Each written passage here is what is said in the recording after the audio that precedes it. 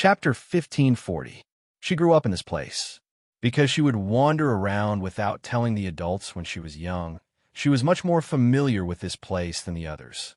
Her Royal Highness walked so fast that the little maid behind her had to jog to keep up. It was almost dawn. From the princess's palace to the pharaoh's palace, they had passed through quite a number of palaces.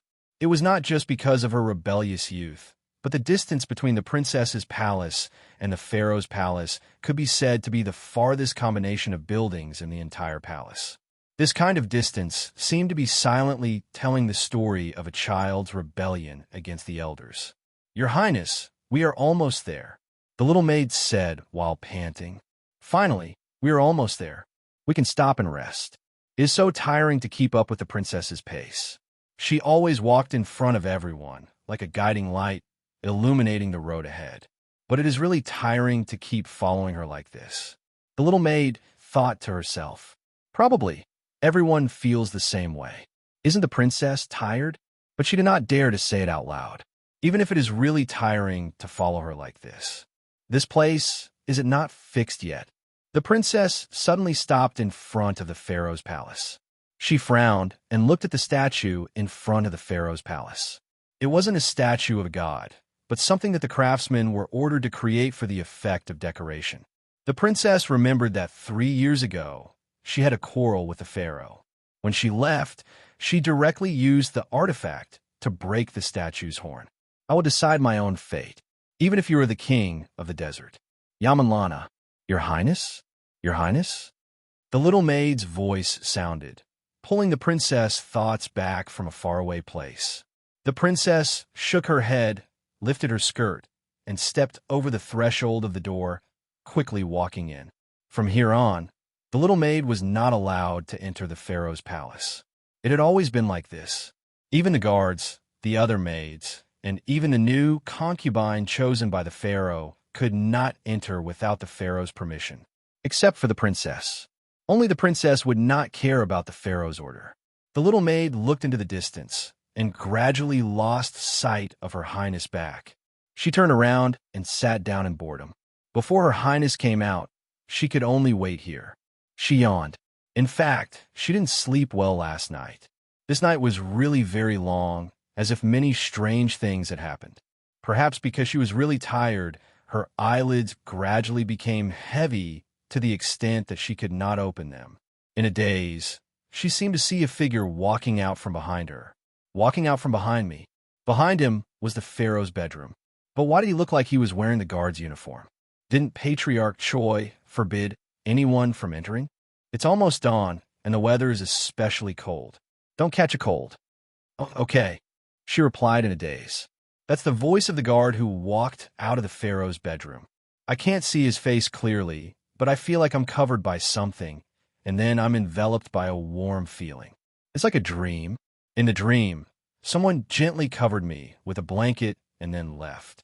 She opened her mouth and wanted to ask who he was, but in the end, she fell into a dream.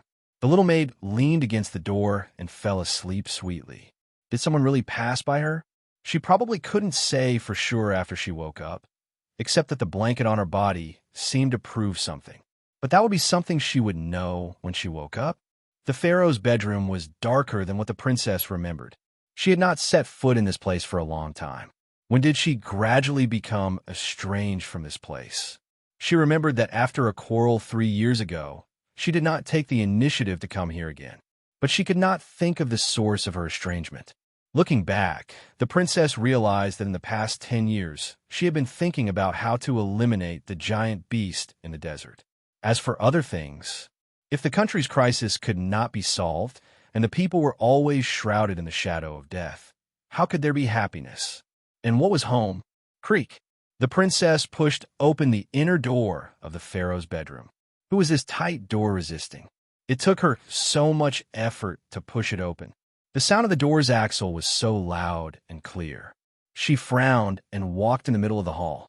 There were oil lamps all around her. The outside of the bedroom looked dark, but the inside was as bright as day. There were a total of 999 oil lamps placed here. She could easily see the man sitting on the stairs on the throne. His head was lowered, as if he was the pharaoh of the kingdom in the past. The pharaoh did not wear his crown at this time. As for the scepter that represented the royal power, it was just casually placed at his feet. In the princess's impression, it was rare to see the pharaoh of the kingdom without the scepter in his hand. In her impression, this seemed to be the second time. The first time was when she was 10 years old. The pharaoh lowered his head, his hair was messy, and there were more gray strands than what the princess had imagined. She actually knew that this man had not been sleeping well for the past 10 years. Every night, 999 oil lamps were lit. Who could sleep in such an environment? The princess looked at him silently and walked to the stairs. She hesitated for a moment and did not step on the stairs in the end. She just looked up from below and said in a deep voice, "I just came to see if you are okay. At least, it seems that you are okay." The pharaoh of the kingdom did not seem to hear her. The princess was silent for a moment and then said indifferently, "Since you are okay, then I will leave. I still have something to do. I need to go to the temple." The pharaoh still lowered his head. The princess sighed and turned to leave. Before she left, she turned back and said, "Also, if there is nothing important, don't send your people to my side. In this desert country, there is sand everywhere. I don't want to rest in a pile of sand." Yamanlana. Finally, the pharaoh of the kingdom had some reaction. His voice slowly came. The princess turned around and saw that the pharaoh of the kingdom had stood up and then slowly walked down the stairs. His body was shaking as if he had lost his backbone. Looking at the pharaoh's shaking body, the princess could not help but frown and said subconsciously, "What happened to you? Is there something wrong with your body?" Yamanlana, the pharaoh of the kingdom, called this name again. His hair was disheveled, and he did not look normal at this time. His body was still shaking, and the shaking was a little more violent. He suddenly stopped. His hands tightly grasped his face, and his body began to shake as if he was twitching. "What happened to you?" The princess could not help but be shocked. She quickly took 1 step, 2 steps, 3 steps. She ran to the pharaoh of the kingdom. "Your father? Father?" "Yamanlana, Yamanlana, Yamanlana." "Ah, sharp, sharp and mournful." The pharaoh let out a roar that sounded like the cry of a ghost when a strong wind passed through a canyon. At this time, his hands actually tore open the skin on his face. Blood also splashed on the princess' face at this moment. Warm blood. "Fa, father?" In a flash, the pharaoh of the kingdom, whose face was covered in blood, suddenly rushed out and pushed the princess to the ground like a beast. His hands even tightly choked the princess' neck. Eyes? She was shocked. What she saw with her contracted pupils was not a pair of eyes of a normal person. Not only because the left eye on the face was missing, but the remaining right eye looked like the eye of a giant beast. In the past 10 years, she did not know how many times she had fought the giant beasts in the desert, and how many times she had fought with the giant beasts in the desert. No one knew the eyes of these giant beasts better than her. In the end, what happened? The princess, whose throat was choked, had a look of horror on her face. Instinctively, she resisted and grabbed the hands of the pharaoh of the kingdom. She had never thought that this man's strength was so terrifying. The elite white-robed guards of the temple could not be compared to him at all. If he said that this was the transformation of a giant beast, no one would not believe it. Giant beast? The princess' eyes were completely filled with fear. The back of the pharaoh of the kingdom completely split open at this time, and then a pair of huge and ugly fleshy wings that looked like the claws of an animal suddenly bloomed in an instant. Something was about to break out of the pharaoh of the kingdom's body. Hiss! The terrifying scream sounded again, and the pharaoh of the kingdom became extremely painful at this moment. He suddenly let go of the princess who was choking him, and began to howl with his hands on his head. When the princess was released, she did not have time to take a few breaths, and, in a panic, she instinctively took out the divine artifact that she kept close to her body. She was not sure whether this thing in front of her was the real pharaoh of the kingdom or not. When she woke up, the first thing she heard was the little maid telling her that there was a giant beast in the banquet hall that took her appearance and invaded the palace. If this was true, then it seemed possible for the giant beast to take the appearance of the pharaoh. "What are you?" the princess asked sternly. The pharaoh of the kingdom suddenly stopped howling at this time. His hands drooped down and then directly fell to the ground. The princess finally saw clearly what exactly it was that came out of the pharaoh's body. An eagle head, a human body, and huge, fleshy wings in the shape of claws. A grayish-black, one-eyed monster. Instinctively, the princess pulled the trigger of the divine artifact directly. A loud gunshot sounded in the hall, and time seemed to slow down. The moment the bullet was about to hit the shoulder of the thing, its hand moved. At a very fast speed, it directly caught the bullet. The princess' expression changed, and when she was about to launch another attack, the thing moved. With a flap of its fleshy wings, it appeared in front of the princess at a very fast speed, reached out and grabbed her neck, and lifted her up. She had never felt that she was so small. It was as if this body was not hers, and the explosive power of her muscles was not even half of her usual strength. However, she did not have time to think about the changes in her body at this moment. She only thought about how to get out of this desperate situation. She grabbed the wrist of the thing tightly and kicked its body. "What did you do to my father?" The thing suddenly said something in a low voice. "Yamalana, you?" Suddenly, the monster that broke out of the pharaoh's body directly swung its hand and threw the princess to the side. The huge force made the princess's body suddenly hit the pillar that supported the hall. This made the princess spit out 2 mouthfuls of blood. After that, the eagle-headed monster roared, opened its huge, fleshy wings, and rushed out of the hall. The princess gritted her teeth and stood up, rushing to the entrance, but she could only see the back of a figure that had rushed into the night sky, flying into the distance. That seemed to be the place where the temple was. At this time, the princess held her head and slid down. She looked at the hand that was covering her head, and it was full of blood. When she was thrown away just now, she seemed to have hurt her head. The princess's consciousness began to become blurred. Gradually, the things in front of her became distorted. Blood fell from her forehead and flowed into her eyes, turning everything into the color of blood. It felt like she had experienced this scene somewhere before, when she was very, very young. It was like in a dream. In the dream, something was close to her, and when she opened her eyes, she seemed to see a ferocious and horrible face. Something was also strangling her neck. She couldn't move. No matter how she struggled, she couldn't move. The princess finally fell in front of the pharaoh's palace. The palace. In the forest between the palace and the temple, a young guard who had just arrived in the palace was currently looking up at the night sky. On his shoulder, an injured but bandaged bird was obediently standing there.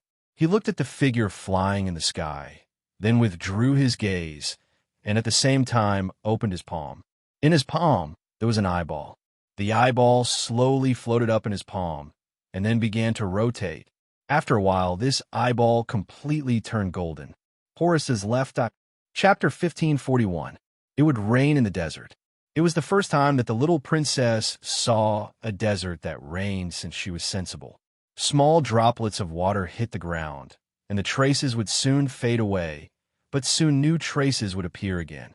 Then the ground would be more and more wet, and finally the whole sky would become gloomy. She reached out her hand and let the water droplets from the sky fall into her palm. She held it and quietly looked at the small puddle in her palm, as if she was looking at the stars in the sky. "It's raining. Yes, it's raining. It hasn't rained for 5 years. The pharaoh and the queen of the kingdom came hand in hand, strolling in the courtyard and enjoying the rare rain. This kind of coolness was very luxurious for people in the desert. Even the nobles of the royal family were very luxurious. Yamanlana, Yamanlana. They in the courtyard called the princess' name and waved to her. She ran happily into the rain and soon arrived in front of her parents. Yamanlana. The pharaoh held the young princess up. "Remember this moment, my daughter. The next rain may be longer than 5 years. You won't have many chances to see this kind of scenery in your life." The princess said innocently, "Why don't we go to a place where it rains every day? It's so cool, and we don't have to worry about drinking water." We can't get out. We can't get out. First it was the queen's voice, then it was the pharaoh's voice. They became sharp one after another. The queen's body suddenly split open and turned into a huge poisonous spider with 16 legs.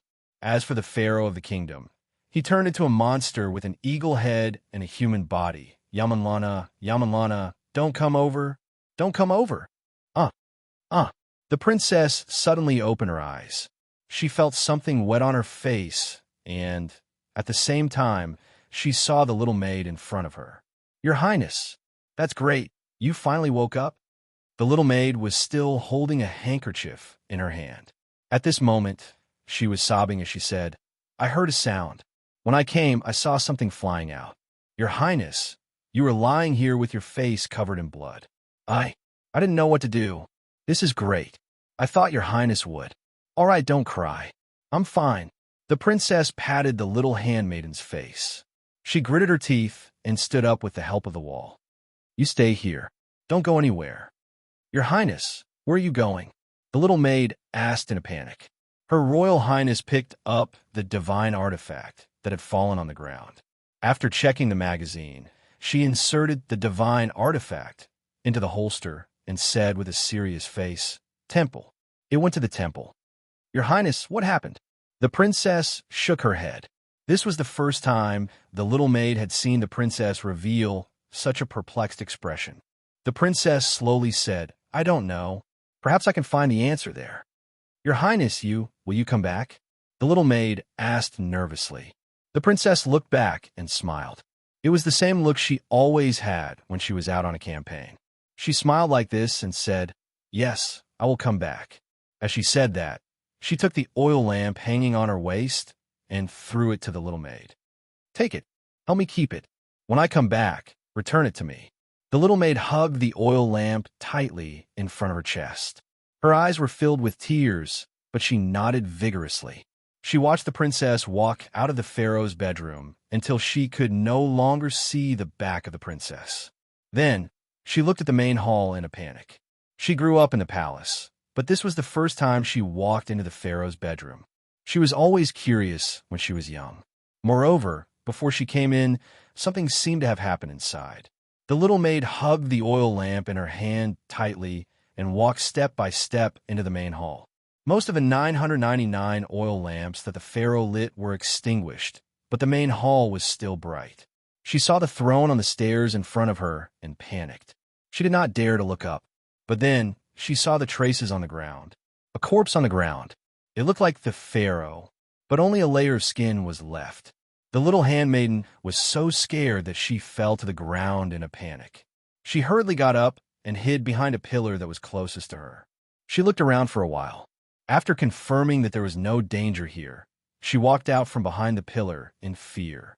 At this moment, a strange sound attracted her attention. The source of the sound was the pillar she was hiding behind. There were some cracks on the pillar, as if it was hit by something. There were even some bloodstains on it.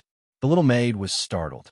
Could it be that her Royal Highness was injured because she hit this pillar?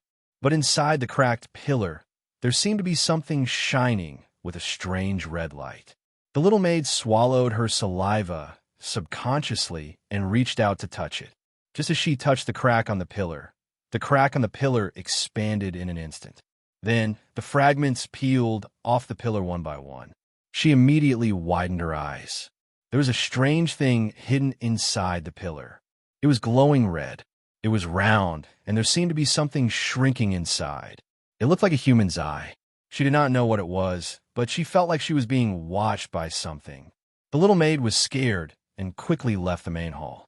She did not dare to stay here any longer.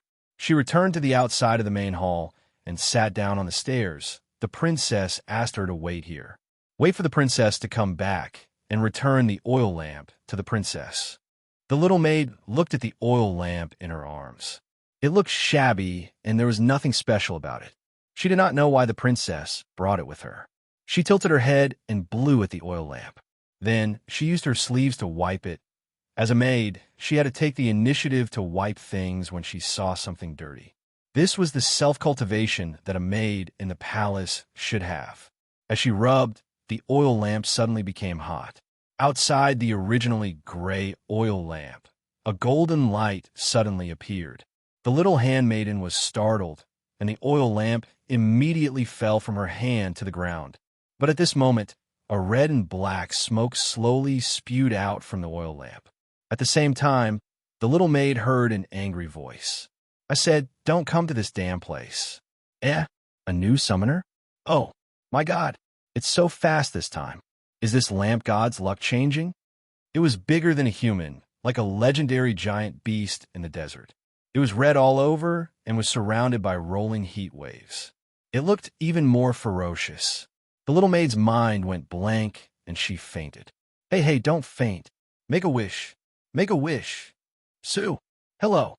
The red lamp god suddenly shrunk its body and frowned. Tisk, I said, women are troublesome things. It directly carried the little maid up and then looked back at the sky that was about to light up. The red lamp god frowned again and muttered to itself, "Why is this place so weird? Is it dead?" In fact, they met some white-robed guards on the way, and even some ordinary priests in the temple. However, the night watchman Otto didn't even say a word to these people.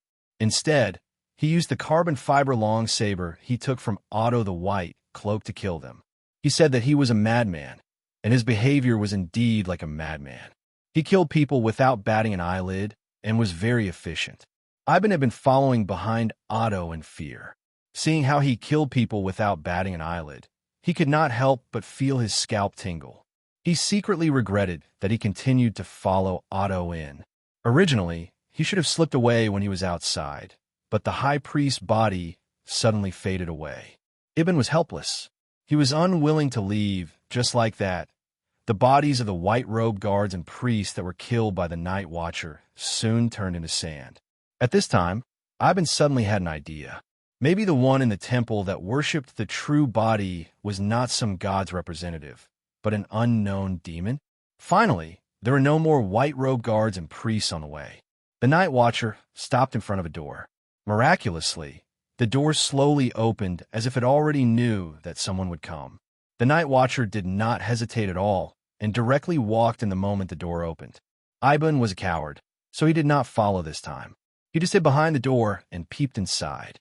The things in the room were basically things that Ivan had never seen before, but they gave him a familiar feeling, a distant familiar feeling. Ibn gulped, and a drop of cold sweat dripped down. He dared not to make a sound, but listened attentively.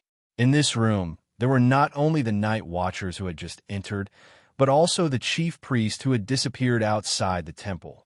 The night watcher put the black long saber on the ground and dragged it closer to the high priest. But he quickly stopped because he found that there was something in front of him that blocked his way. It was a piece of transparent tempered glass. The night watcher sneered and casually knocked on the glass a few times. Then he sneered and said, "Those letters are your foolish people. They probably think that it is some kind of divine masterpiece. Sometimes the gap between the ages is really convenient. So, you are also afraid of death. Siegetu. Between people, there should be a safe distance between them."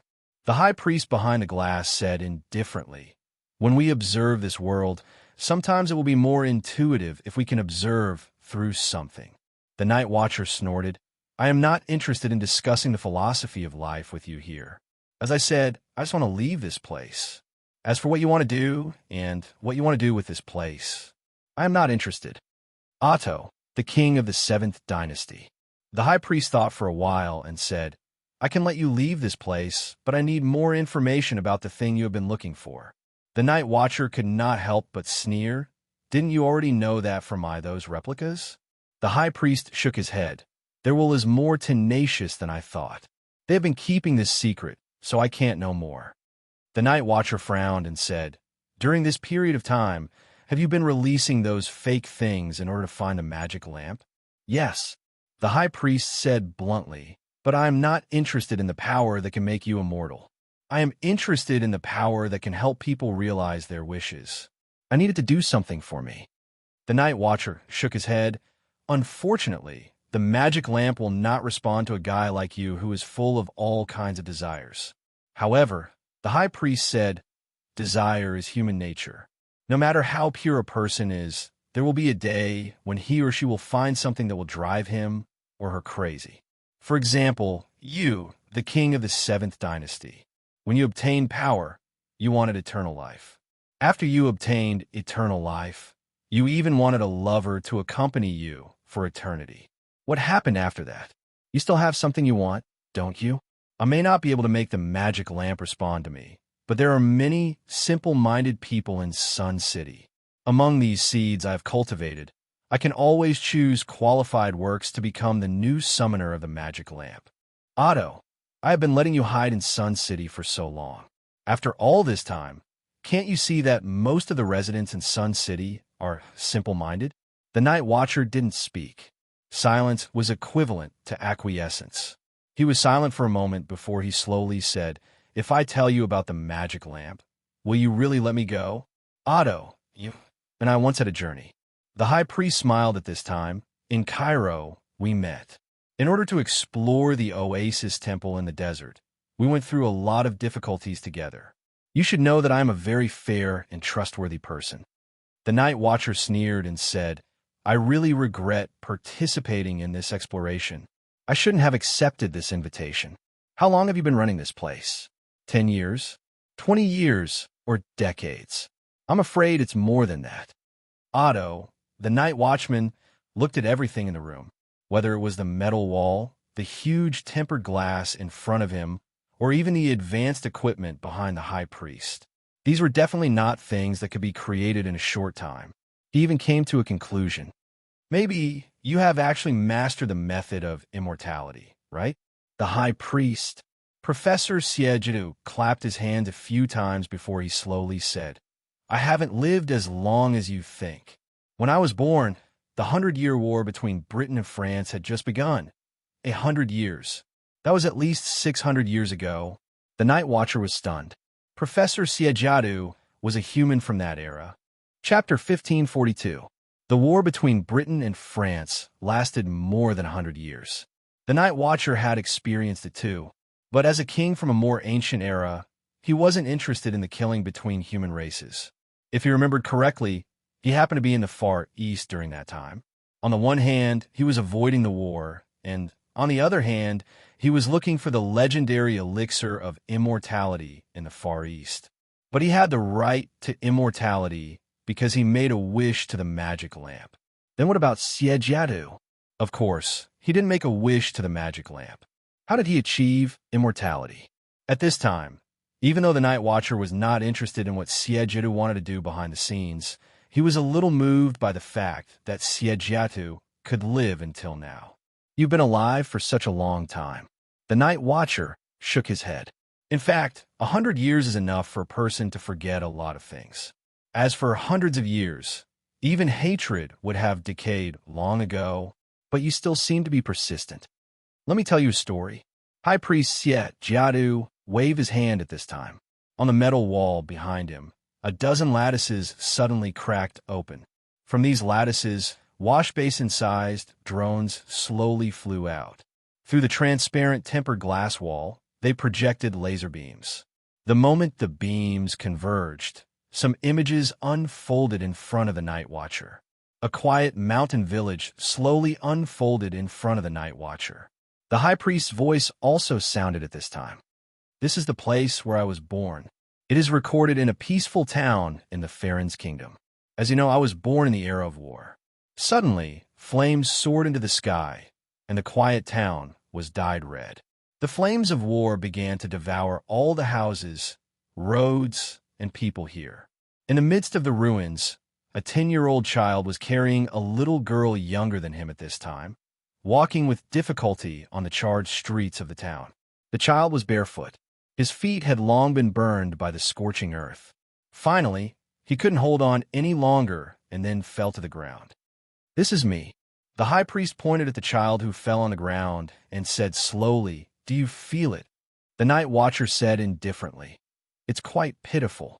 But since he lived in the era of war, obviously he's not the only one who encountered tragic things.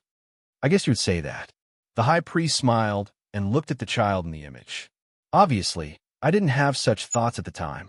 For a child who had lost all his family members, His only thought at that time was hatred for the entire world. The night watchman glanced at the high priest.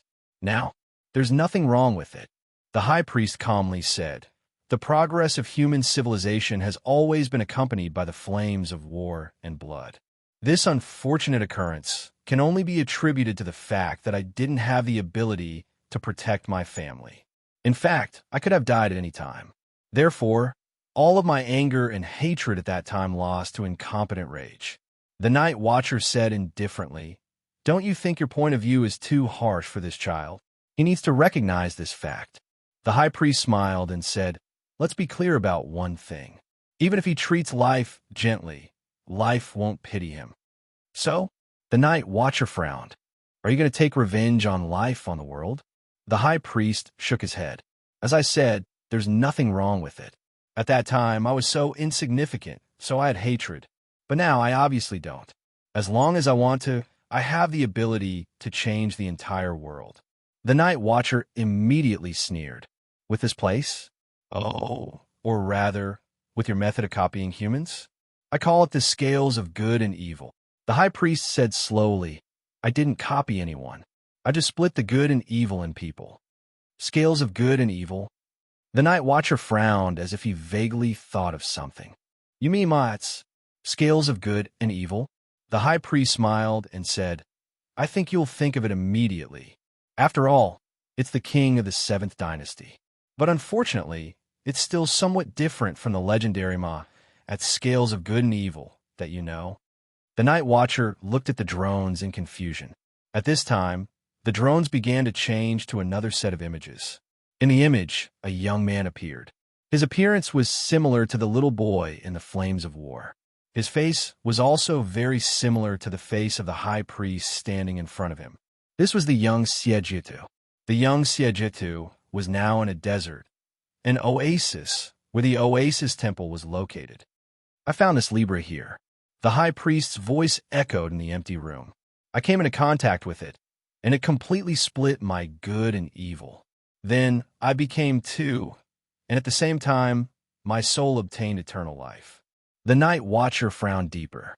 He was trying to understand the high priest's words with what he had seen and heard in his long life to determine the truth of this matter. "Who is the person standing here now?" The night watcher suddenly asked. "If I say I'm good, would you believe me?" The high priest smiled at this time and said, "You may assume that I'm not the good one, but the evil one pretending to be the one.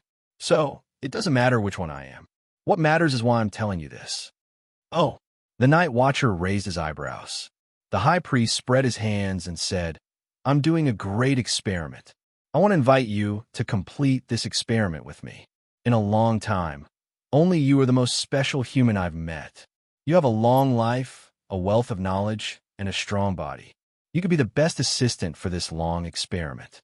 Of course, this decision was made when you received the invitation letter to explore the Oasis Temple, and I discovered your secret.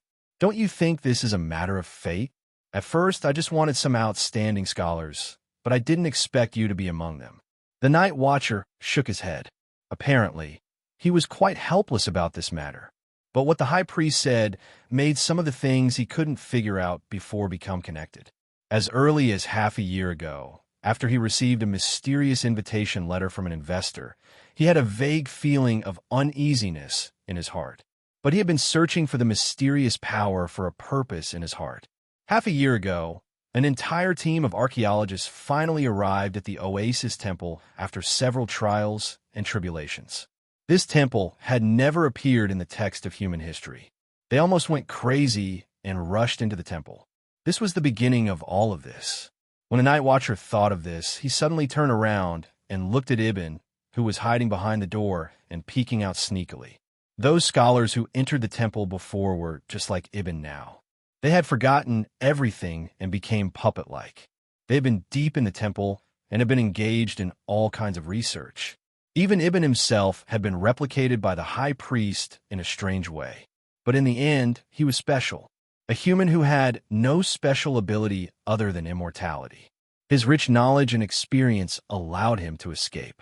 Since then, he had been hiding in the Sun City, quietly waiting for the opportunity. Ibn, or Arya, because he had no knowledge. After losing his memory, he was thrown into the Sun City to fend for himself. The entire Sun City was actually under the High Priest's surveillance.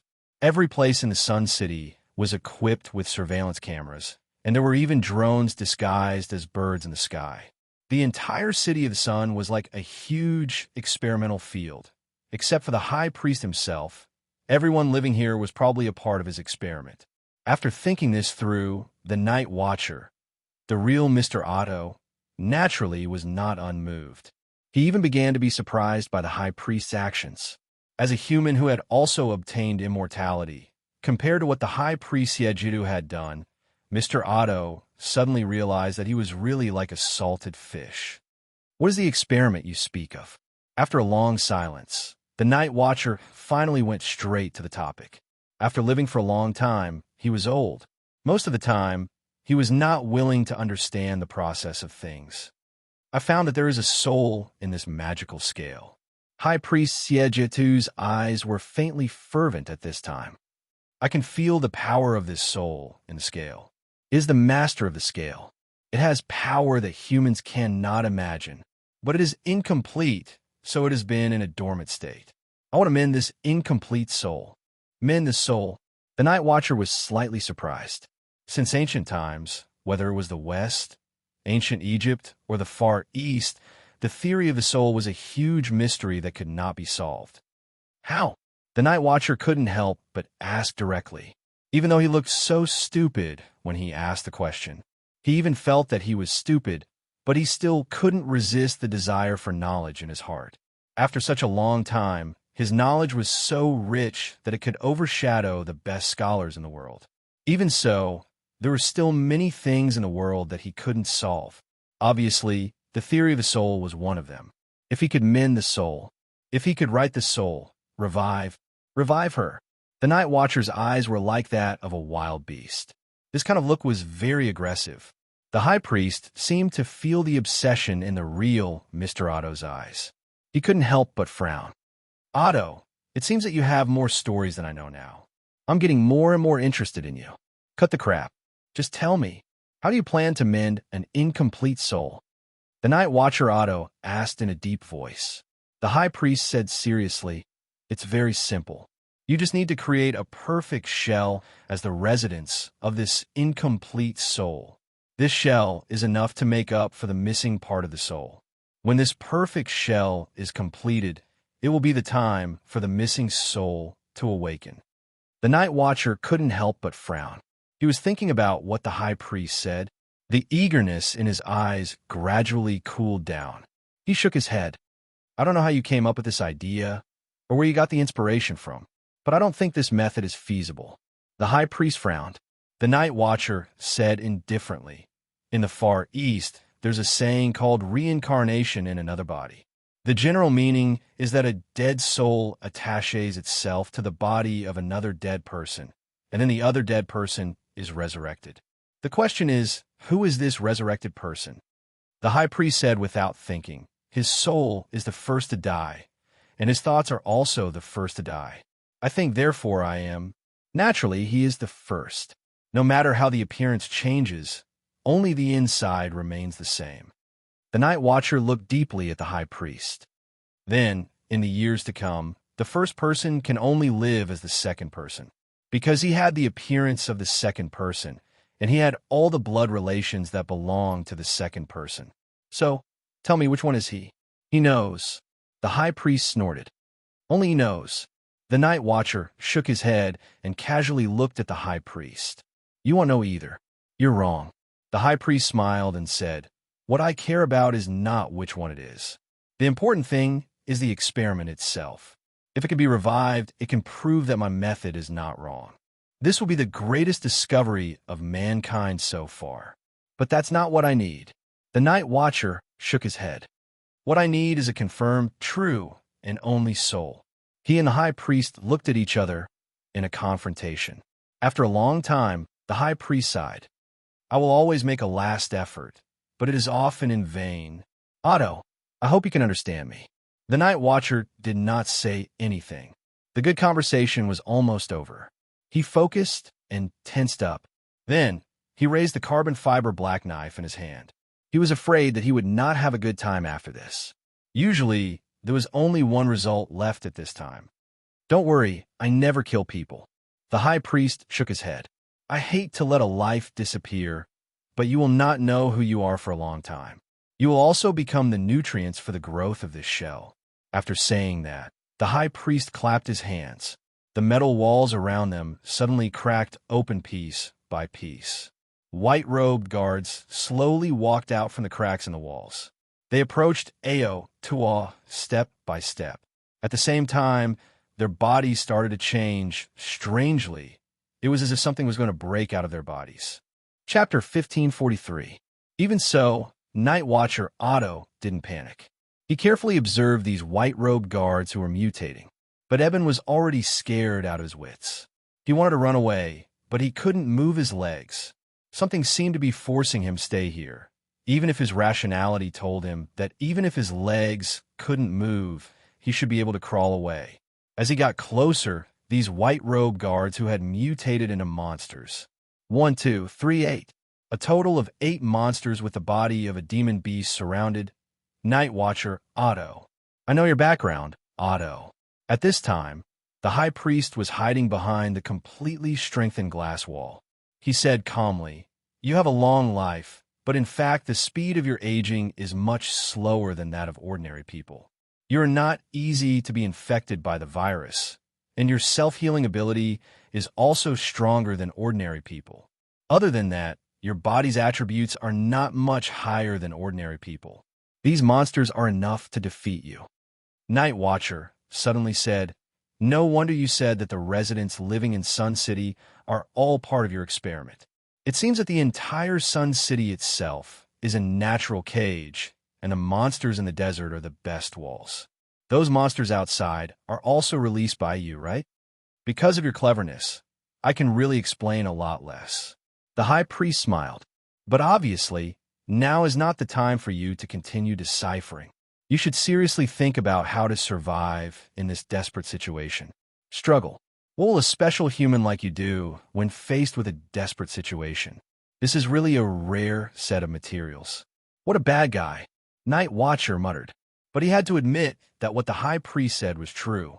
He really needed to deal with the crisis in front of him because what the high priest said was true. His situation was indeed like that. Except for being able to live a little longer, he couldn't surpass the limits of human beings. He didn't have very powerful strength. Night Watcher sorted out his thoughts and soon became fully focused.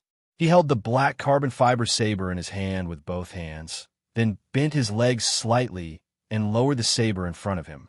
One of the 8 mutated monsters seemed to be unable to hold back its ferocious nature and was the first to charge at the Night Watcher. He calmly used the black sword in his hand to block the attack, but the monster's strength was too great. With just a simple contact, the Night Watcher could not help but step back. However, he was obviously not injured. Black Blade had protected him very well. He had only lost to this monster in terms of strength. "Oh." The high priest looked at this scene in surprise, then nodded slightly and said, "As expected of an immortal human, rich combat experience can indeed make up for a part of the gap in strength. But I don't know how long you can maintain your advantage in the face of absolute strength." The Night Watcher glanced at the Grand Priest and took a deep breath. Then he jumped up and raised his black sword with both hands. He slashed at the first monster that attacked him. The monster's attack was rather simple. It simply charged forward, using its body's instincts. Its defense was even simpler, probably because it was confident in its body's strength. Because it had strong scales facing the Night Watcher's attack, the monster just waved the back of its hand to block it. However, there seemed to be a flash of black light. This monster that showed its ferocious nature first had its arm broken in an instant. Not only that, there was a terrifying wound on its chest. The sharp carbon fiber saber not only cut off its arm, but also left a terrifying wound on its body. The Night Watcher did not stop. Taking advantage of this gap, the saber rushed forward and pierced into the monster's throat. Then, it dragged up and directly cut open the monster's head. Fell. Just like this, a white-robed guard that had mutated into a monster easily fell to the ground.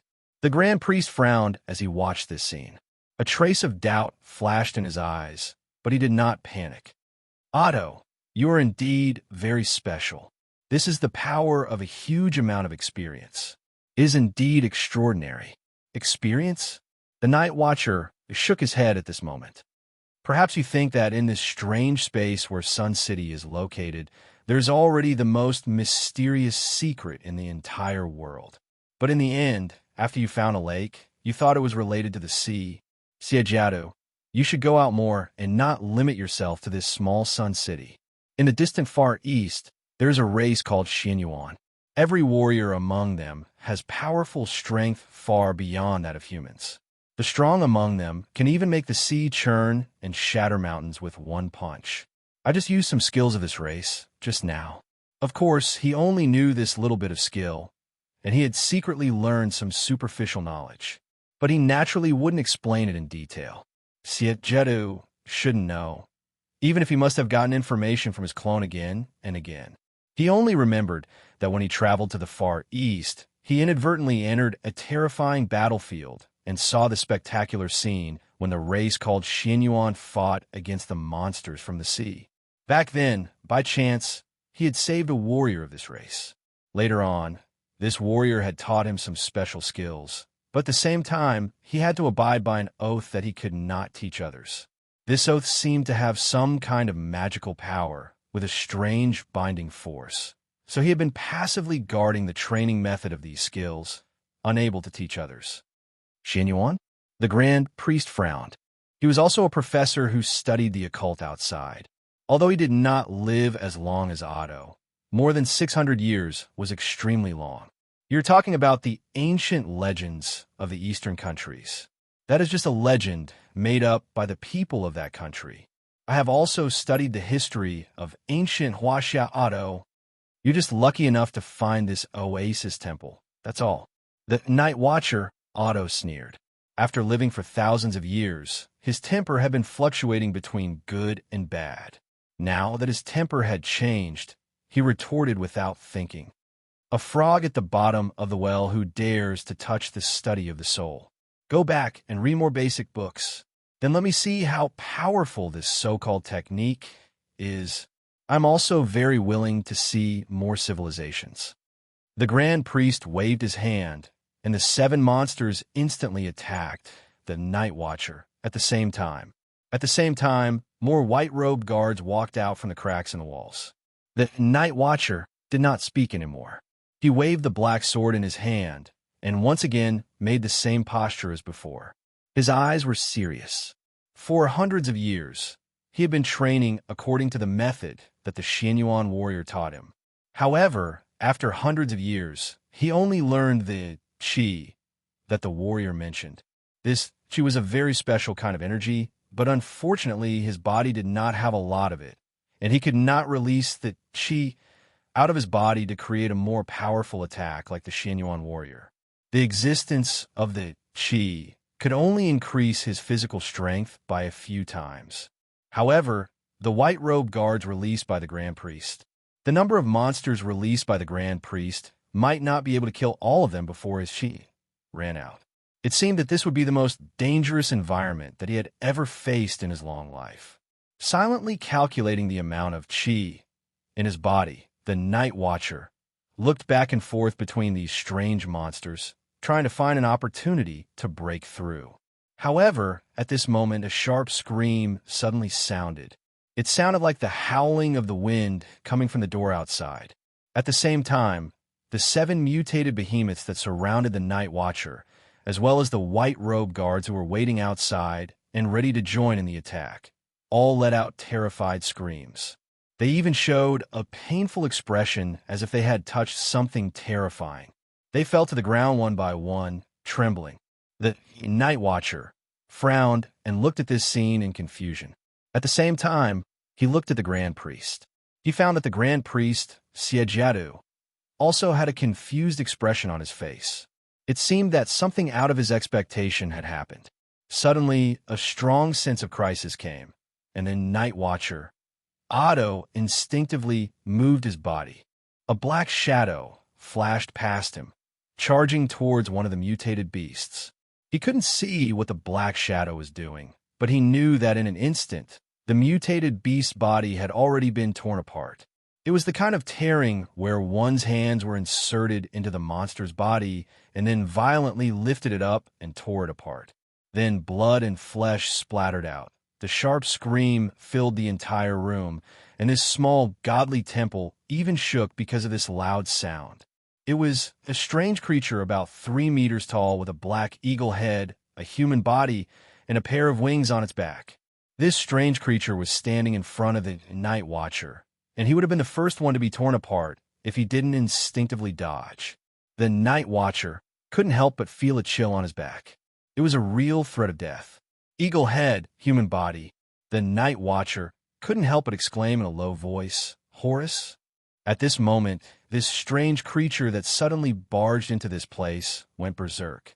It was like a lion that entered a rabbit's den, and it easily knocked down all the monsters here, tearing them apart.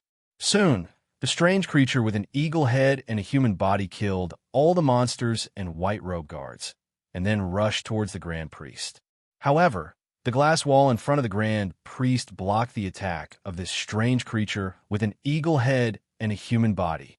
It could only roar crazily at the Grand Priest and hit the invisible wall with both of its hands. Seeing this scene, the Grand Priest frowned. He seemed to have thought of something and took a few steps back, and a pillar rose from under his feet. The Grand Priest pressed his palm on the pillar and then looked at the wall on the other side. A huge screen descended from the wall, and images began to appear on the screen. The Grand Priest seemed to be able to control the images on the screen through the pillar, and soon, a lake appeared on the screen. The main hall in the Pharaoh's bedroom. At this time, the Pharaoh was strangely muttering something to himself in the bedroom. He walked back and forth, and his expression seemed to be quite excited. Suddenly, the Pharaoh inserted his finger into his eye and dug out his eyeball. Just like this, he placed the dug-out eyeball in his palm and stretched it out as if he wanted to give it to someone. But in the image, there was only the scene of the Pharaoh stretching out his hand. There was no one else. Other than that, there was nothing.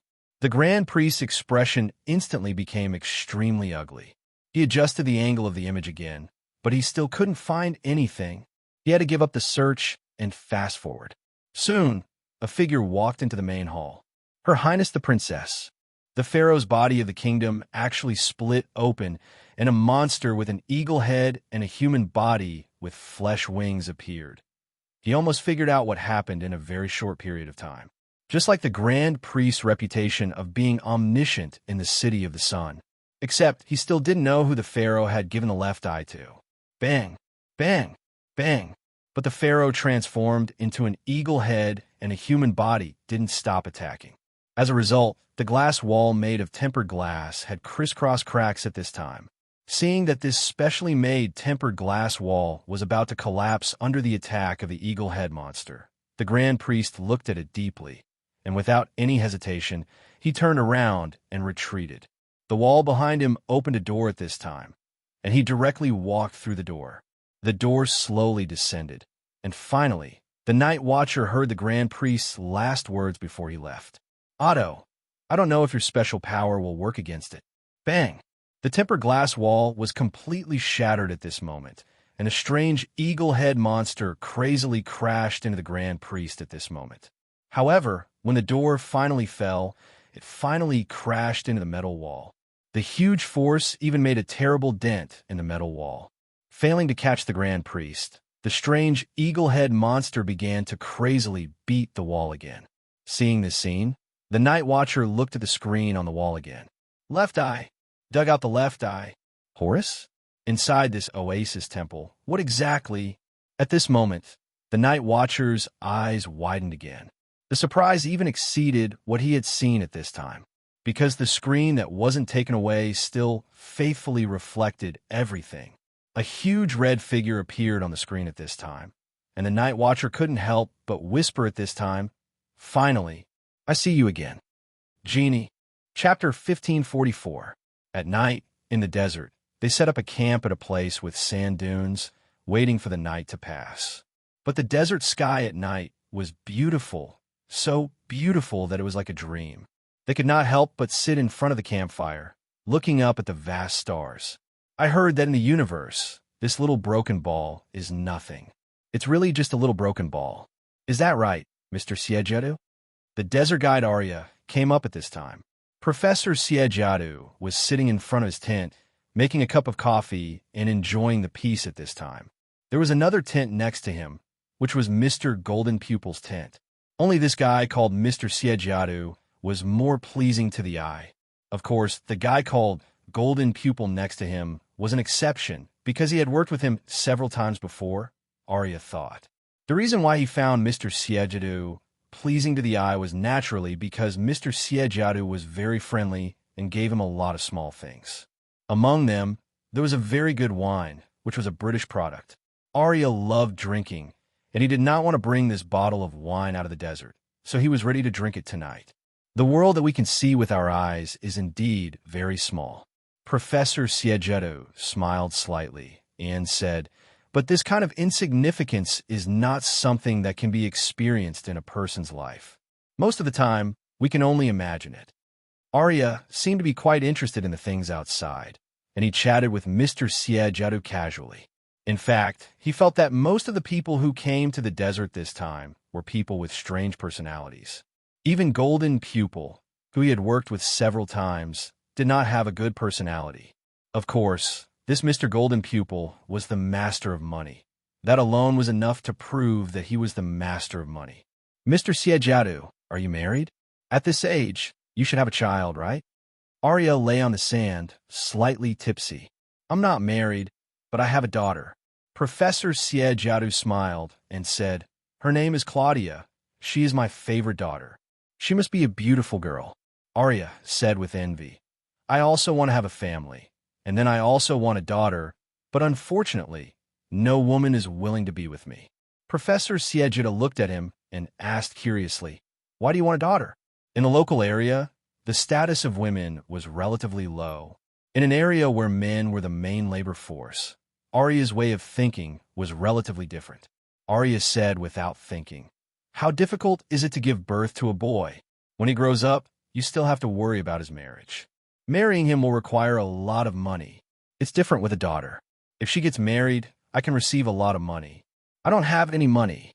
Professor Siegedu was obviously quite surprised by Arya's thoughts. He began to look at Arya seriously, as if he was thinking about something. He suddenly whispered, "What a guy loyal to desire. Ignore this guy." At this time, a man who called himself Golden Pupil walked over. This guy will start to talk about his dissatisfaction with life after drinking a few mouthfuls of wine. All his money is used to support the village. Professor Siegedu was stunned. When he looked at Arya again, he found that he had fallen asleep with a bottle of wine in his arms. Only some old people, women, and children are left. Golden Pupil sat down casually. He was holding a pot of boiling water with coffee in his hand. Mr. Golden Pupil added some coffee to Professor Siegedu's cup and said indifferently, "Most of the men in the village are out. Some of these people were desert guides, but they died in the desert. Some worked in other places and would send money back in the beginning, but gradually there was no news of them. He is the only young labor force left in the village." Professor Siegedu smiled slightly. "No wonder when we were discussing how to enter the desert, you proposed to hire him as a guide." Mr. Golden Pupil said indifferently, "No, I proposed to hire him not because of his situation, but because he is indeed the best guide nearby. For me, he is the best guide, but his situation is a bit special." Professor Siegedu nodded. "Everyone has their own way of life." Mr. Golden Pupil asked curiously, "Then what is your way of life? As the only one among us who insists on using your original name?" "Truth," Professor Siegedu said indifferently. "Names are not just a symbol for humans. You know, in many ancient myths and legends, names have incredible power." "Are you talking about your real name?" Golden Pupil frowned and subconsciously found it funny. "But how can a person have a real name?" Professor Siegedu shook his head. The power of a name is not what it can bring you, but it can let you know who you are, the person in the deepest part of your heart.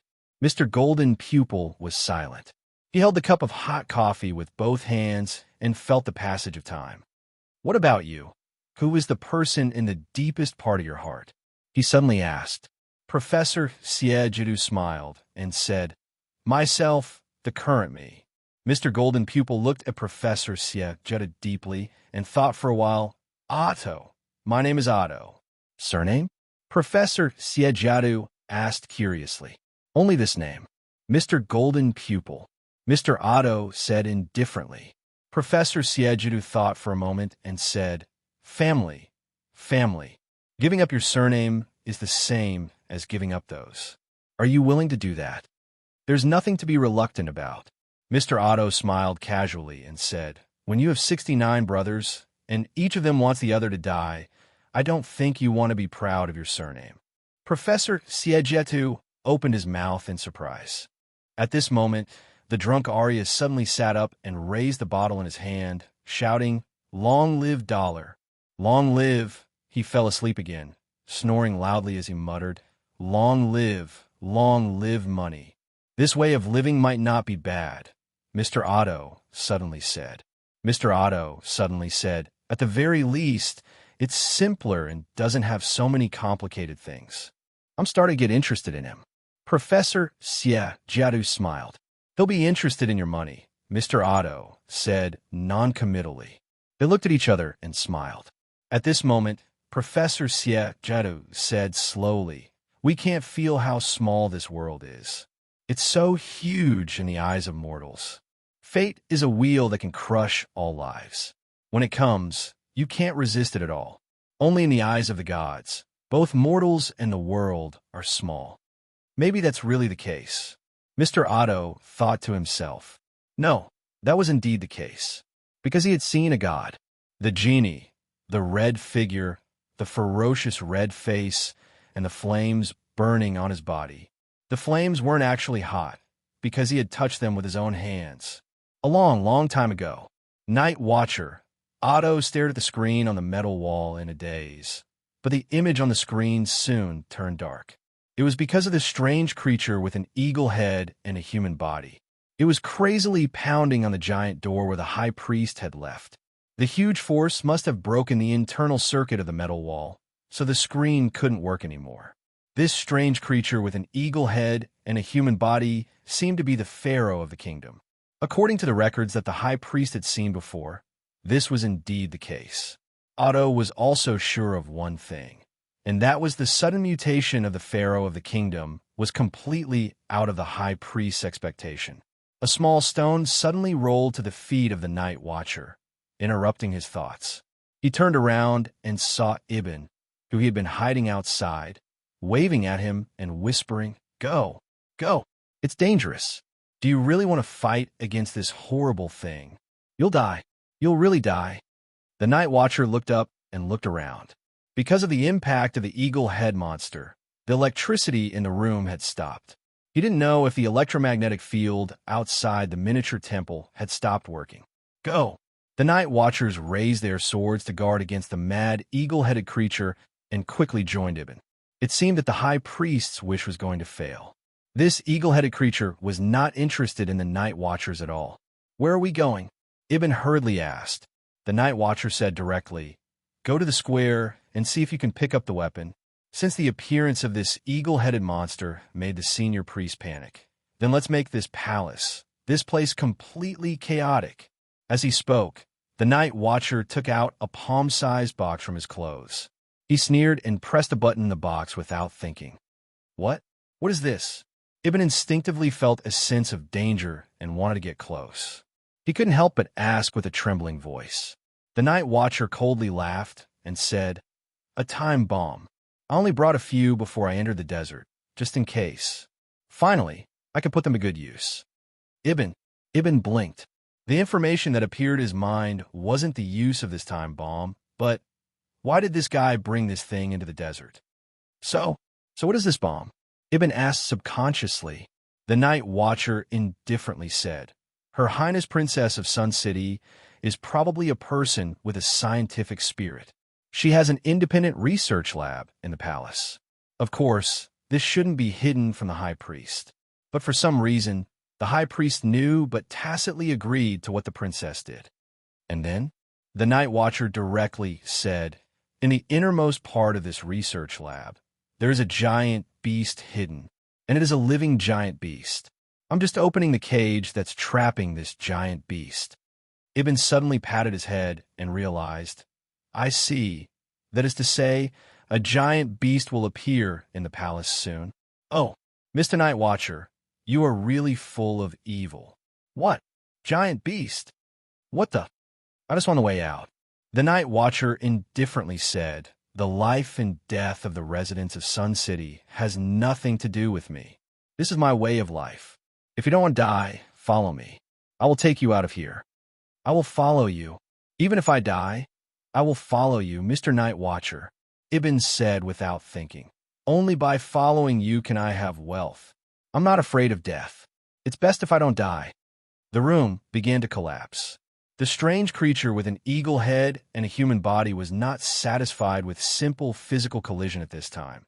It even opened its mouth and spat out blue and white light. The light could penetrate the surrounding metal walls in an instant. "Siegiatu, what are you hiding here?" The Night Watcher couldn't help but take a deep breath, pulling Ibn with one hand, and rushed out of here. Metal doors opened one after another in front of the High Priest. Behind these automatic doors was a seemingly endless passageway.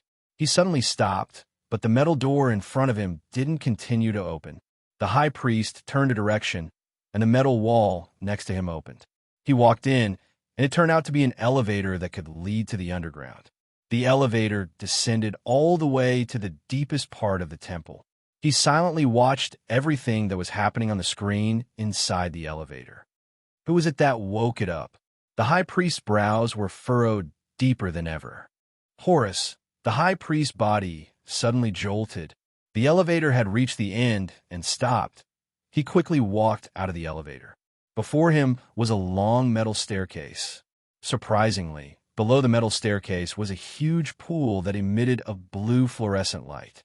The metal staircase led to a platform in the middle of the huge pool. On this platform, there was a platform that was as tall as a person. On this platform, there was a golden scale placed there quietly.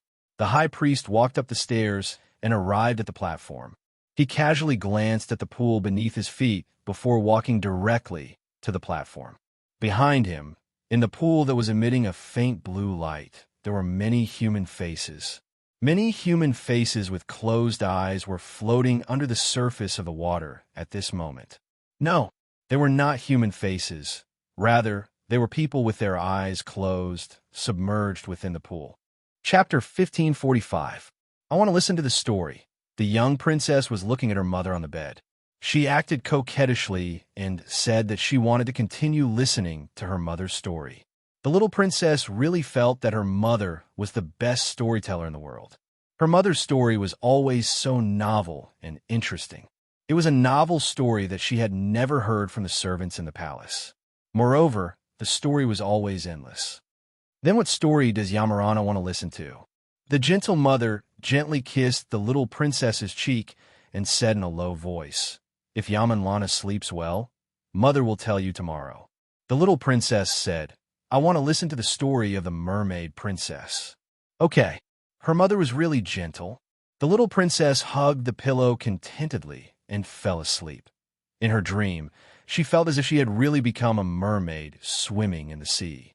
But she had never seen the sea. Not to mention the sea, even a small river in the desert was rare.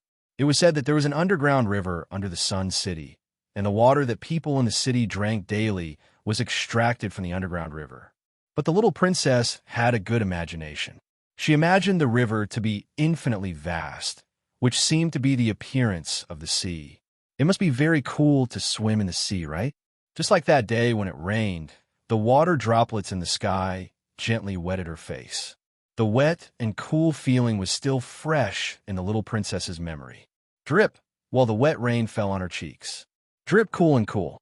Drip, drip, She woke up from that free and beautiful dream. What her little eyes saw was a shadow in front of her. There was a familiar fragrance, the fragrance of her mother and even her mother's clothes. However, the clothes had already been torn apart. She saw a much bigger thing than her mother in the past. Messy hair that resembled algae, cracked eyelids, and pupils that rotated like spirals. Withered fingers and nose. A very long nose, like an elephant's nose, and a gray and black face. The little princess's eyes suddenly widened, and this horrible shock made her open her mouth wide. Seeing that the little princess was about to scream, the thing in front of her suddenly covered the little princess's mouth with its withered hand. At the same time, its other hand was strangling the little princess's neck. The teeth in its cracked mouth were as sharp as saws, and sticky saliva was flowing out from between these sharp teeth. The little princess's bed and the ceiling of the entire dormitory had been covered with white threads at some point in time. It was a web, a spider's web. It was Mother's scent. It vaguely resembled Mother's face, except that its nose was very long like a monster. However, only half of its body resembled that of a human, while the other half was that of a giant spider. The immense fear caused the little princess's body to tremble all of a sudden. Tears welled up in her eyes. However, the giant spider monster pressing down on her opened its mouth that was full of sharp teeth with all its might. It looked like it wanted to eat the little princess. I told you sleep well. Why don't you listen? Yamanlana, if you sleep like this, I won't be able to tell you stories tomorrow. It was Mother's voice. Mother's voice became very sharp, very strange, accompanied by the sound of laughter. Mother, how did Mother become like this? This might be a nightmare. She wanted to wake up, but she couldn't. Her neck was strangled, making it very difficult for her to breathe. Then a shrill cry rang out. Immediately after, a sharp blade pierced through the arachnid monster's body from behind, directly chopping off its head. Blood was like rain. It should have been, but what fell down was the most familiar thing to people who lived in the desert. Sand. Its head turned into sand, and its body turned into sand. Then it spread out. Everything turned into sand. The little princess didn't dare to speak. She curled up and sat up. In this pile of sand, she was strangely and fearfully looking at the owner of the knife that killed the monster. Father! She saw the man who was closest to her. The man was silent at this time. His face was pale, and his eyes were fixed on the little princess who curled up on the bed. Forget everything that happened tonight, Yamanlana. Your mother has died of illness, Yamanlana. The man stabbed the knife into the floor and picked up the little princess with one hand. Remember, you just had a nightmare. Sleep, Yamanlana. He carried her and slowly walked out of the dormitory. He felt her over and over again. This was just a nightmare, and she would wake up soon. When she closed her eyes and fell asleep, the nightmare would disappear when she woke up again. It was just a nightmare. Over and over and over again. Her Royal Highness steps were slightly unstable. She had to hold the wall next to her to relieve the dizziness at this time.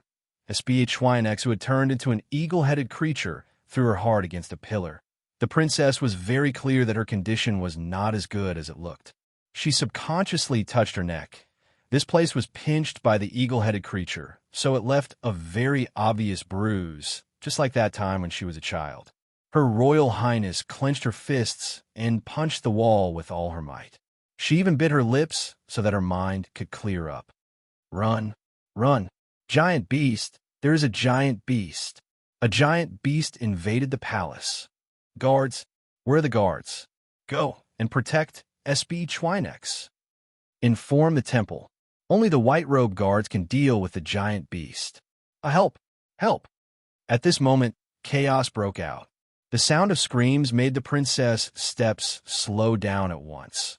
She suddenly looked in the direction of the sound. That seemed to be the location of the research institute she built. Giant beast. Giant beast? Could it be? The princess couldn't help but be shocked. At this time, she had vaguely realized the origin of the giant beast that invaded the palace. Her face couldn't help but change. If that was the case, Sun City would usher in an unprecedented disaster.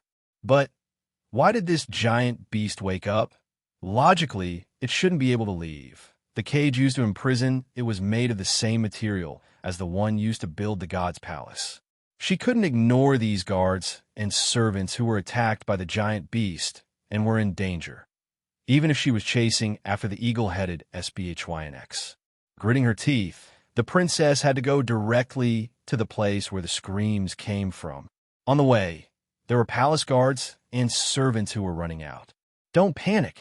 Calm down. Organize the defense formation. Quiet down. She pulled out her gun and fired. The bullets were fired into the night sky. The loud gunshots made the palace guards and servants who were running away suddenly stop. Pick up everything you can see that can be used as a weapon. The princess waved her hand. Use this place as a defensive fortress. Don't let the giant beast rush out of this area. Someone, take my token to the outside of the palace and report to the crusading army. In the name of Princess Yamalana, I allow the crusading army to enter the palace. Princess, it's the princess. Your Highness. Yes, with the princess, we can definitely defeat the giant beast. Your Highness, I'm ready to protect the princess with my life. They're starting to feel less fearful. Her Royal Highness nodded to herself. She quickly ordered all the guards she could see and could command to form a temporary team and head towards the palace area where the giant beast had appeared. The one with the longest night hasn't come yet. Is Sun City going to face a catastrophe?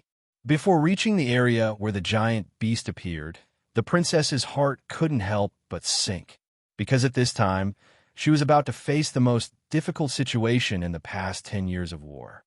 It's really a nightmare. The princess smiled bitterly. But this time, there was no man with a long sword to tell her that as long as she fell asleep, everything would be fine when she woke up again. Soon, the princess led the temporarily formed team to the place where the giant beast appeared, the Research Institute. It's really here. The princess's face was extremely ugly. The Research Institute that she had built was no longer what it used to be.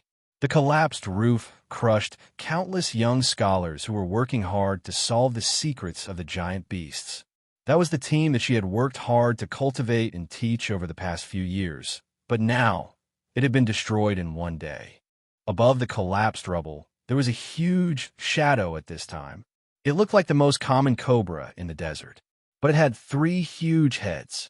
At the same time, its body was so thick that it needed 4 people to wrap their arms around it. On its 3 heads, there was a hard horn. Everyone, be careful. The liquid spat out by this giant beast can corrode rocks. Don't touch it. Her Royal Highness took a deep breath and took a shield from one of the guards.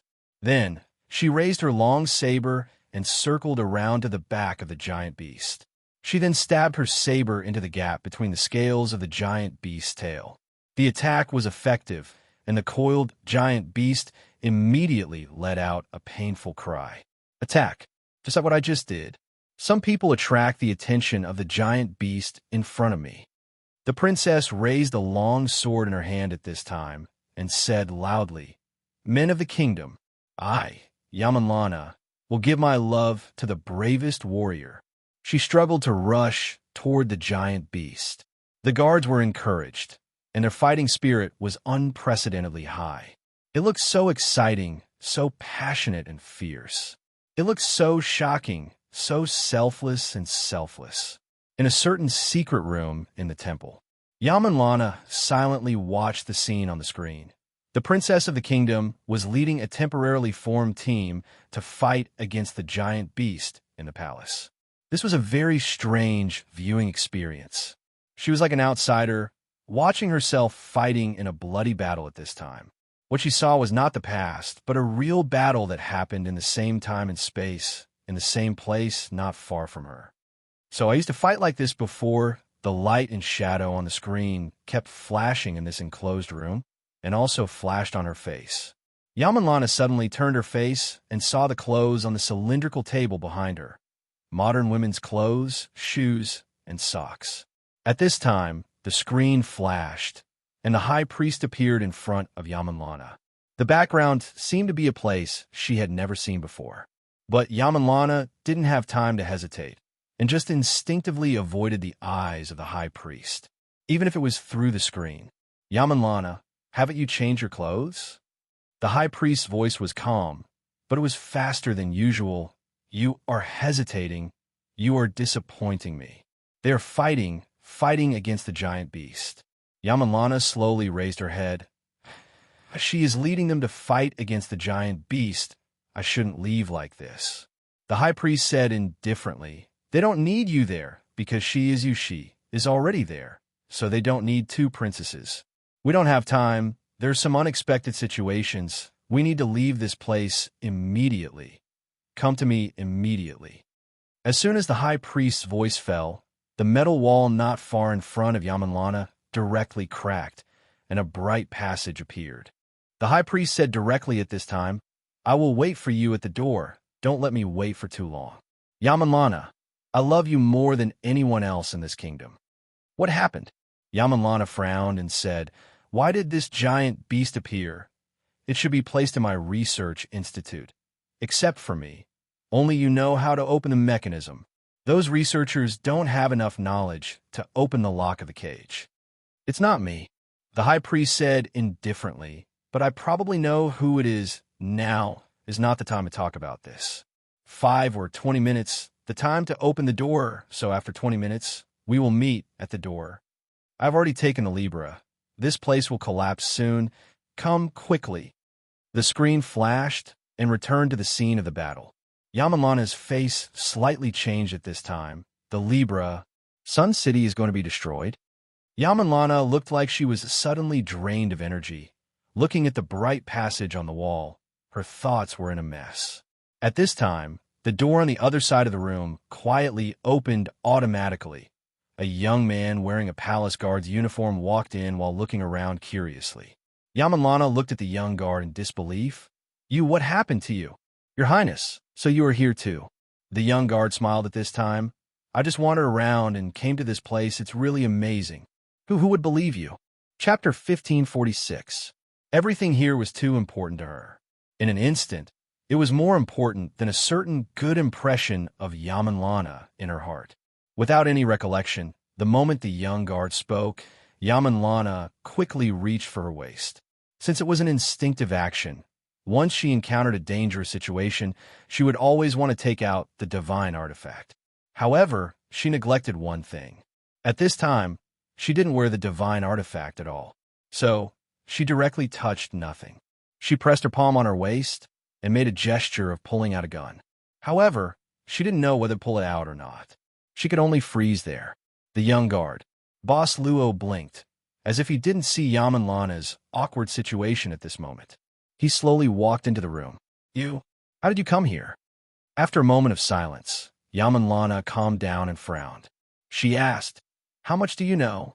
I just happen to know some things. Boss Luo said casually, looking at the clothes on the cylindrical table. These clothes are quite similar to the clothes of one of my classmates. Yamanlana's breathing suddenly quickened, and she blurted out, you came from outside? Boss Luo asked curiously. Your Royal Highness, what do you mean by outside? Don't ask when you already know the answer. Yamanlana said in a deep voice, tell me, how much do you know? When did you start standing outside the door? I just arrived. Boss Luo shook his head. I followed the footsteps of His Majesty Pharaoh. He was in the front, and I was behind him. However, he didn't come here now. He is temporarily trapped somewhere here. My father. He entered the temple.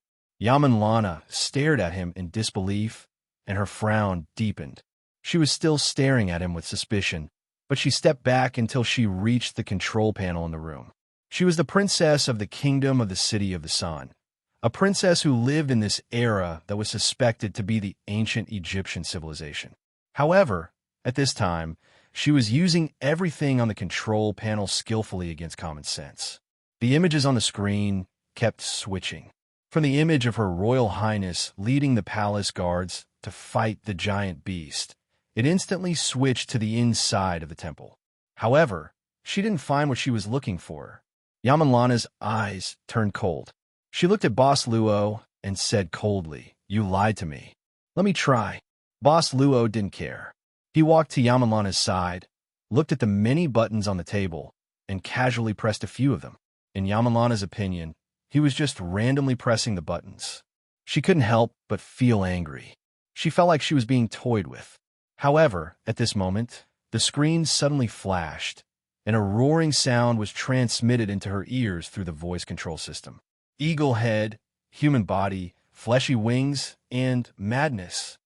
How could this be? Yamanlana put her hands on the table and opened her eyes wide. What's going on?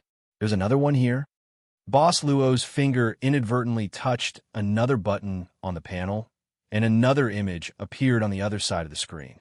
This image was the same as the one that Night Watcher Otto saw. It was the scene where the pharaoh of the kingdom mutated into an eagle head and human body. It's really father. When this image appeared, Yamanlana seemed to be drained of all her strength. She suddenly knelt on the ground. She should be the strongest woman in the entire Sun City, but at this moment, her eyes were filled with panic. Impossible, why what? Boss Luo asked curiously. Did the high priest hide this from you, and even prevent you from seeing this through the control system? She nodded subconsciously. Her mind was blank. Maybe it was like this, or maybe it was something else. She subconsciously didn't dare to look at the image on the screen. Luochio said calmly, generally speaking, if you don't want someone to see something, it's because you don't want them to know something. This is more beneficial to the original author. No, he wouldn't lie to me. He's my... Yamanlana wanted to deny something without thinking, but she couldn't help but think of the betrayal she had just received. He mutated her into a giant beast in people's eyes, framed her, and brought her here. Although she couldn't accept the means, she knew that it was for her own good. So, she didn't have any resentment in her heart. But in order to hide the fact that the pharaoh had mutated so that she could follow him and leave Sun City, Yamanlana couldn't help but fall into some kind of uncertainty. Suddenly, Yamanlana gritted her teeth, stood up, and wanted to walk towards the passage that led to the place where she and the high priest had agreed to meet. Luochio asked at this moment, "Where are you going?" Yamanlana said, to ask clearly, "He will know this." Boss Luo nodded and moved aside, indicating that Yamanlana could go. Yamanlana didn't think and quickly walked into the passage, followed by Boss Luo. But she didn't realize that from the moment this young guard suddenly appeared here until now, all her vigilance towards him seemed to have disappeared. All the unreasonable things seemed to be hidden. The existence of this young guard seemed to be another version of herself in her heart. Thoughts and answers. They were evolved between her and him, just like her own thoughts and answers. This was a very long, spiraling staircase that led downwards. Yamanlana was almost running down the staircase. But no matter how she ran, the young guard could always follow behind her, and he even walked. This extremely uncoordinated following didn't make Yamanlana curious at this moment. Soon, she had finished this long staircase. At the bottom, there was a pool that emitted a faint blue luster. A huge pool. Luochio saw many bodies sinking in the pool. Under the dim blue light of the pool, there were many pale faces floating in the water. You couldn't even count how many faces there were. Why are these people here? Boss Luo walked along the edge of the platform in the center of the pool and asked Yamanlana. At this moment, she was walking towards another passage that led to the platform. This passage was above the pool, and it led to the place where the door was mentioned by the high priest. They are all residents of the City of the Sun, Yamanlana said quickly. The people here are the real ones. Boss Luo said indifferently. Are the residents of the City of the Sun fake? Yamanlana said, no, they are real, but at the same time, they are clones. The high priest has a scale in his hand. This scale can weigh a person's kindness and ugliness. The people in the pool are the ugliness measured by the scale. Ugly? Boss Luo blinked his eyes and looked at the people in the pool as if he was thinking about something. Yamanlana nodded. The City of the Sun is in a subspace that is different from the real world. A certain amount of energy is needed to maintain this subspace. The scale has the function of transforming these ugliness people into energy that stabilizes this subspace. Your Highness, are you also in this pool? Boss Luo suddenly asked a very sharp question. This forced Yamanlana to stop suddenly. Her gaze changed slightly, but she didn't turn around. Instead, she looked at the young guard behind her, tilted her head slightly, and said, "I'm not here." "What about the high priest?" Boss Luo continued to ask. Yamanlana shook her head. Luochio didn't ask anything else, but continued to follow Yamanlana and left the space where the pool was located. In the hall of the pharaoh's bedroom, the red lamp genie placed the little maid directly on the pharaoh's throne at this time and took out a fan, fanning the little maid hard. Finally, the little maid's eyelashes trembled slightly, and the red lamp genie fanned harder. "Yes, yes, yes. That's it. Wake up quickly, wake up. Oh, you finally wake up." The red lamp genie was as excited as a bull, waiting for the little maid to wake up, and opened its bloody mouth. The little maid who just opened her eyes saw this scene, and her eyes rolled back in an instant. Seeing that she was about to pass out again, the smart red lamp genie directly said in a sharp voice, "If you fall asleep again, I'll let 10,000 bulls come to you." Perhaps the threat really worked. The little handmaiden woke up in an instant. After waking up with a start, the little handmaiden immediately screamed. The red lamp genie covered his ears and didn't do anything.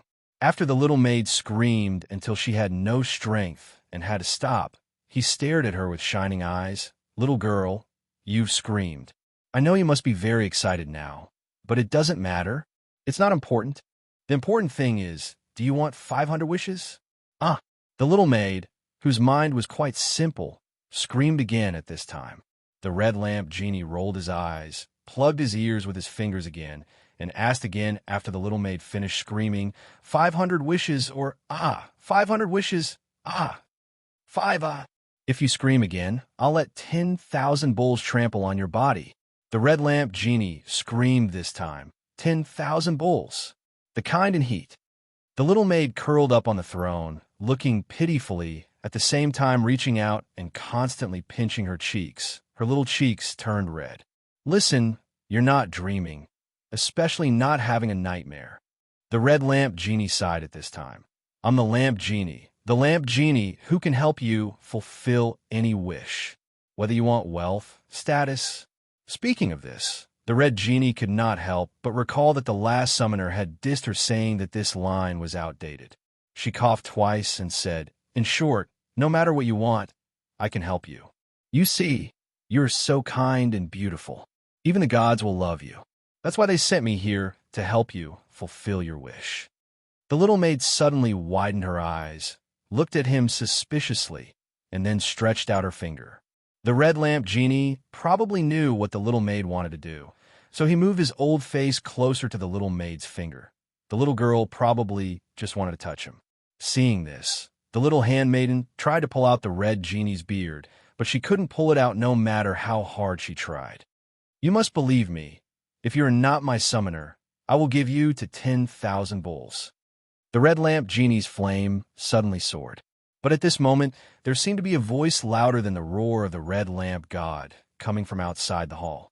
The little handmaiden was startled and asked subconsciously, "Outside? What's going on outside?" The red lamp genie waved his hand impatiently at this time. At this time, a water curtain slowly opened in front of the little maid's eyes. The flowing water curtain magically showed an image at this time.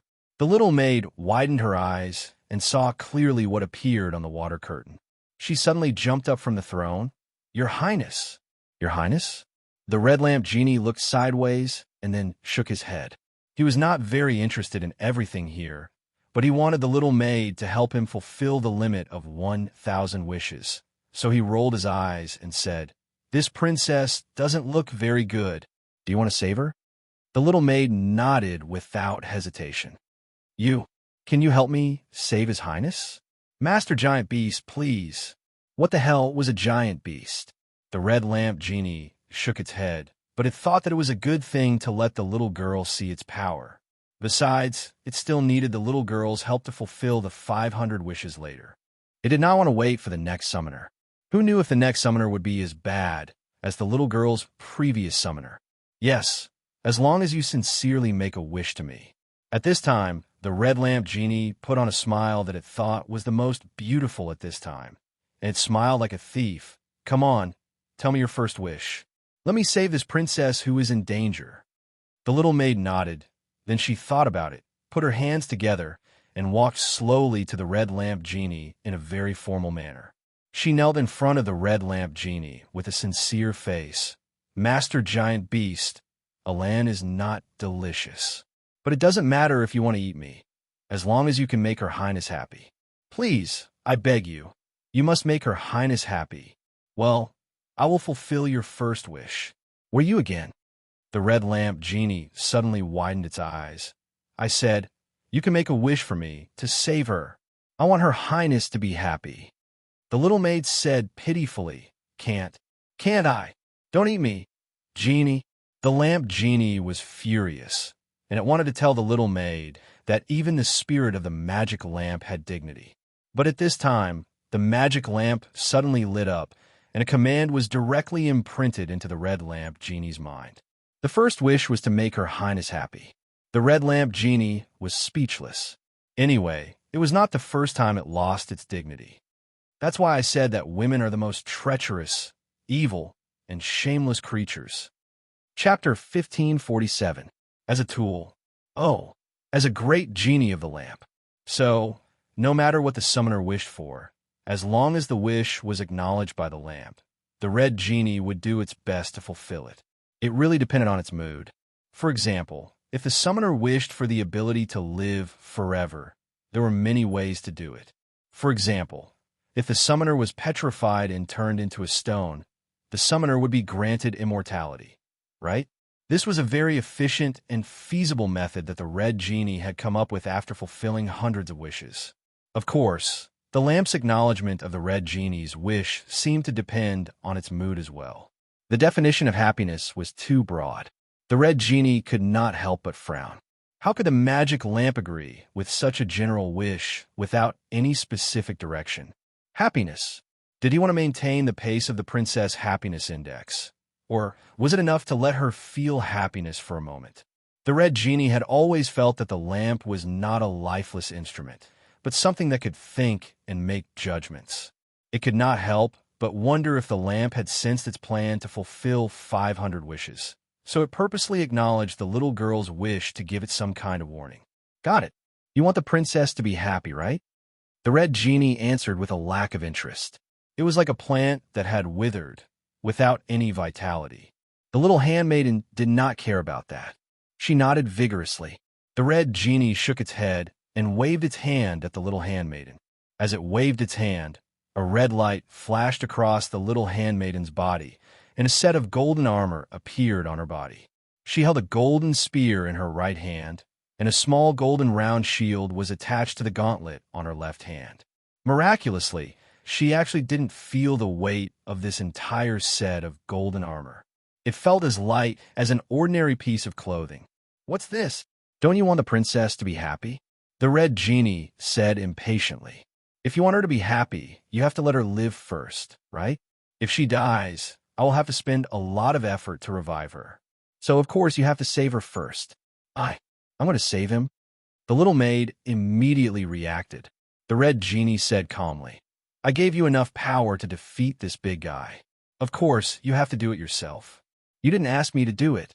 I still have to think of a way to make this princess happy. How can I have so much free time? Go early and come back early. If you can't come back, then don't come back." As he spoke, the red lamp god blew at the maid. A scarlet wind blew in the hall, blowing the maid out of the hall. She couldn't help but scream in fear. The red genie of the genie of the genie of the genie of the genie of the genie of the genie of the genie of the genie of the genie of the genie of the genie of the genie. But if the summoner wanted to die, or if the summoner wanted to die, it couldn't stop them. What the hell is this place?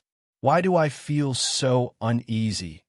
As it sat there, an inexplicable thought began to churn in the mind of the red genie, making it seem rather restless.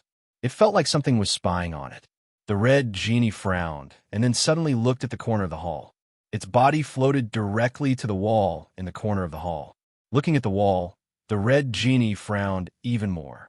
Suddenly, it thrust its palm into the wall. The wall instantly cracked open, and the red genie dug out something from the inside of the wall. It was a strange metal box, and on top of the metal box, there was a string connected to it. The red genie pulled the string that connected the box, and soon, it took out a similar metal box from another part of the wall. This box was also connected to a string. The red genie was even more confused this time. It began to pull the string again, and then from the walls, the dome, the pillars, and even the floor, it found metal boxes one after another. Why are these things everywhere? The red genie was more and more confused at this time. It looked at the large pile of metal boxes in the center of the hall. It felt like these things were the source of the feeling of being spied on. It couldn't help but grab one of the metal boxes and found that it was still connected to a string. And this string was connected to a place outside the hall. The red genie's spirit flashed, grabbed the string, and then closed its eyes. As a dignified genie with magical power, it could do many things with magical power.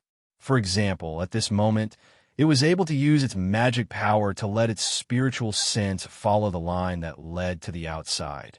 Its spiritual sense was like water flowing into a pipe, instantly spreading to a distant place through the line. After an unknown amount of time, the red genie suddenly opened its eyes, revealing a look of surprise. Its spiritual sense had been divided into tens of thousands of parts. This thing, the red genie frowned at this time because it found that these strings were like spider silk covering the entire Sun City. Those metal boxes were like nodes, and there were also a large number of such metal boxes in Sun City. The palace, the streets outside the palace, the houses, the statues, the city walls, and even the rooms of the residents of Sun City. Could it be that this thing is monitoring everything in the entire Sun City? Even as the genie of the magic lamp, it was the first time that the red genie was shocked by such behavior. If its intuition was not wrong, then all the creatures in the City of the Sun, no matter what they were doing or saying, were being completely recorded. And the giant net that covered all of Sun City had a spot that resembled a central point. It was not far from the Great Hall, the deepest part of the Imperial Palace where the Holy Temple was. What does it have to do with me? The red genie immediately sat back on the pharaoh's throne lazily. The truth of the matter was that it couldn't be too far away from the magic lamp unless someone carried the lamp. Her Royal Highness's clothes had long been soaked in sweat. She felt that her physical strength was quite limited, and her legs were, as if they were filled with gold, becoming heavier and heavier. The huge serpent behemoth in front of her was still fierce at this time.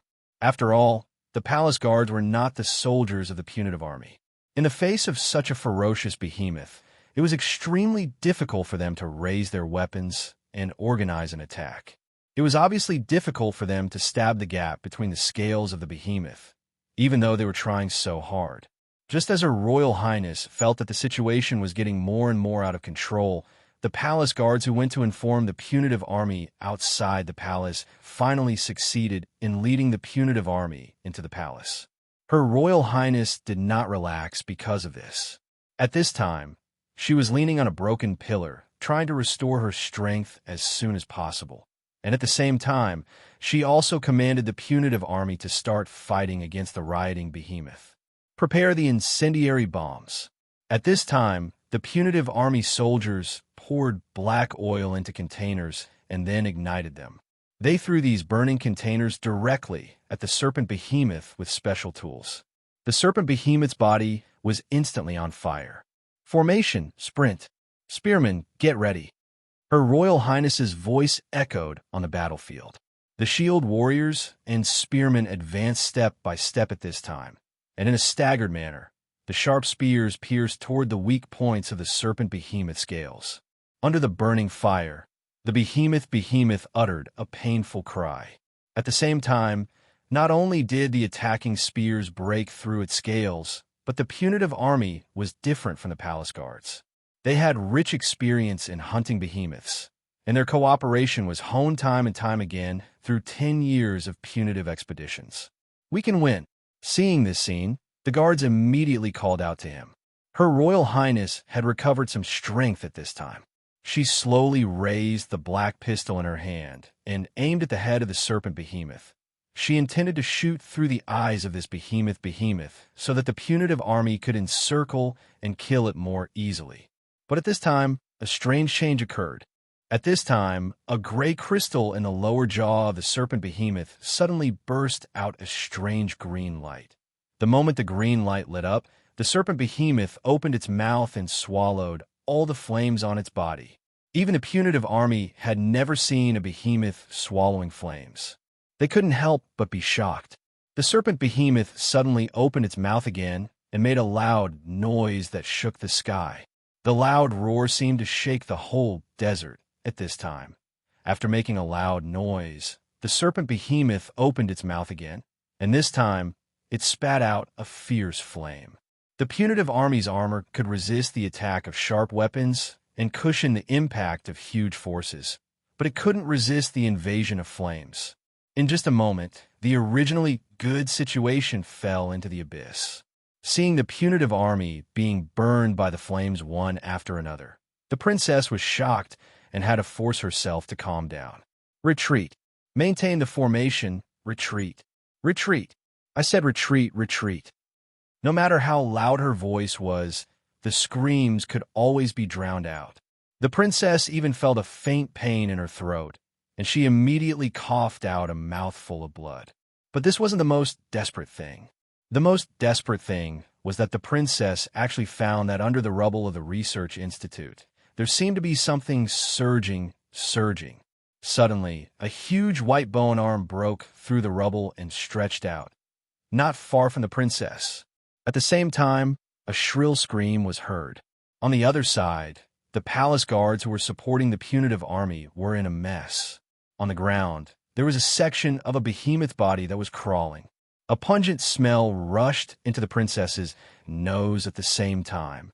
She sniffed out what this smell was. It was the antiseptic solution that was used to soak the behemoth's corpses in the research institute.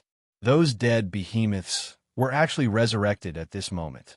One after another, the behemoths crawled out of the rubble at this time. Some of them had a complete body, and some only had half of their bodies left.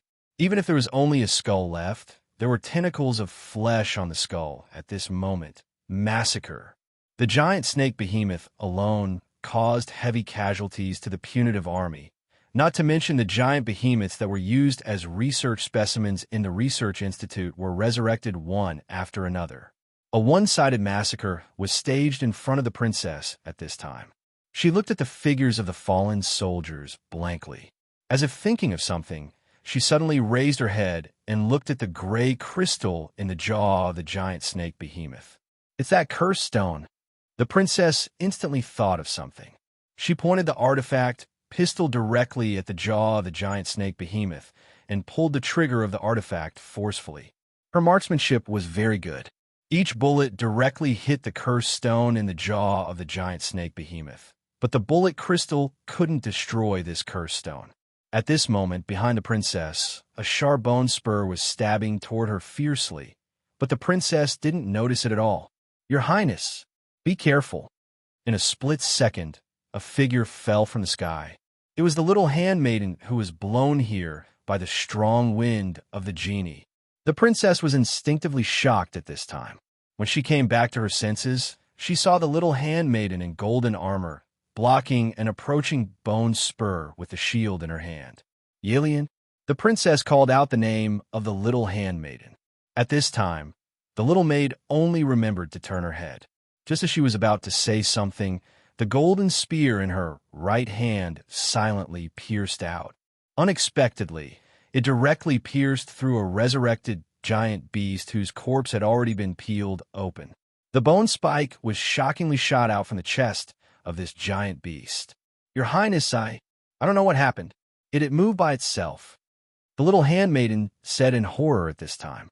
But at this time, her movements were like that of a well-tempered warrior. She nimbly dodged the giant beast's attack and counterattacked with the spear in her hand at the same time. The spear could not only easily pierce the giant beast's scales, but also easily lift it up. The little handmaiden in golden armor, Yelian, was like a valkyrie on the battlefield. She killed 5 or 6 resurrected giant beasts by herself. Cursed stone. The The princess no longer cared about why the little handmaiden Yalian had such divine power and hurriedly shouted, "That giant beast! Do you see the stone in its jaw? Attack it! It's controlling these giant beasts." But I can't reach it," the little handmaiden replied with a pale face. Unexpectedly, just as she finished speaking, her arm moved automatically. It made a throwing motion, and then the golden spear in her hand was directly thrown out. The golden spear that was thrown out. The golden spear shot out like a sharp arrow, and the sound of air breaking followed. The giant snake seemed to feel the danger and directly wanted to swat the spear flying towards it with its tail. But unexpectedly, the golden spear pierced through its tail without slowing down. In an instant, it pierced through the cursed stone on its lower jaw. Crack! The cursed stone instantly shattered. The moment the cursed stone shattered, the giant snake immediately stopped all movements, and then its body slowly turned into sand. In the end, its entire body turned into sand and then scattered. And at this time, the resurrected giant beasts all fell down. A terrifying crisis was ended by the little handmaiden's throwing of the spear. The princess looked at the little handmaiden in disbelief. She did not know why she had such divine power, but right now, she just wanted to hug the little handmaiden who saved everyone. Not good, not good. At this time, a scream sounded. Outside the city walls, there are giant beasts outside the city walls. Many, many, many. Chapter 1548. The giant serpent, whose cursed stone had been broken, was lying on the ground, motionless. However, the soldiers dared not be careless and still surrounded it. Her Royal Highness frowned. She used a piece of cloth torn from her clothes to wrap her palm. She then picked up a piece of the cursed stone. This kind of cursed stone had been pried off by the scholars when they were in the research institute. If humans touched it directly, they would turn into sand.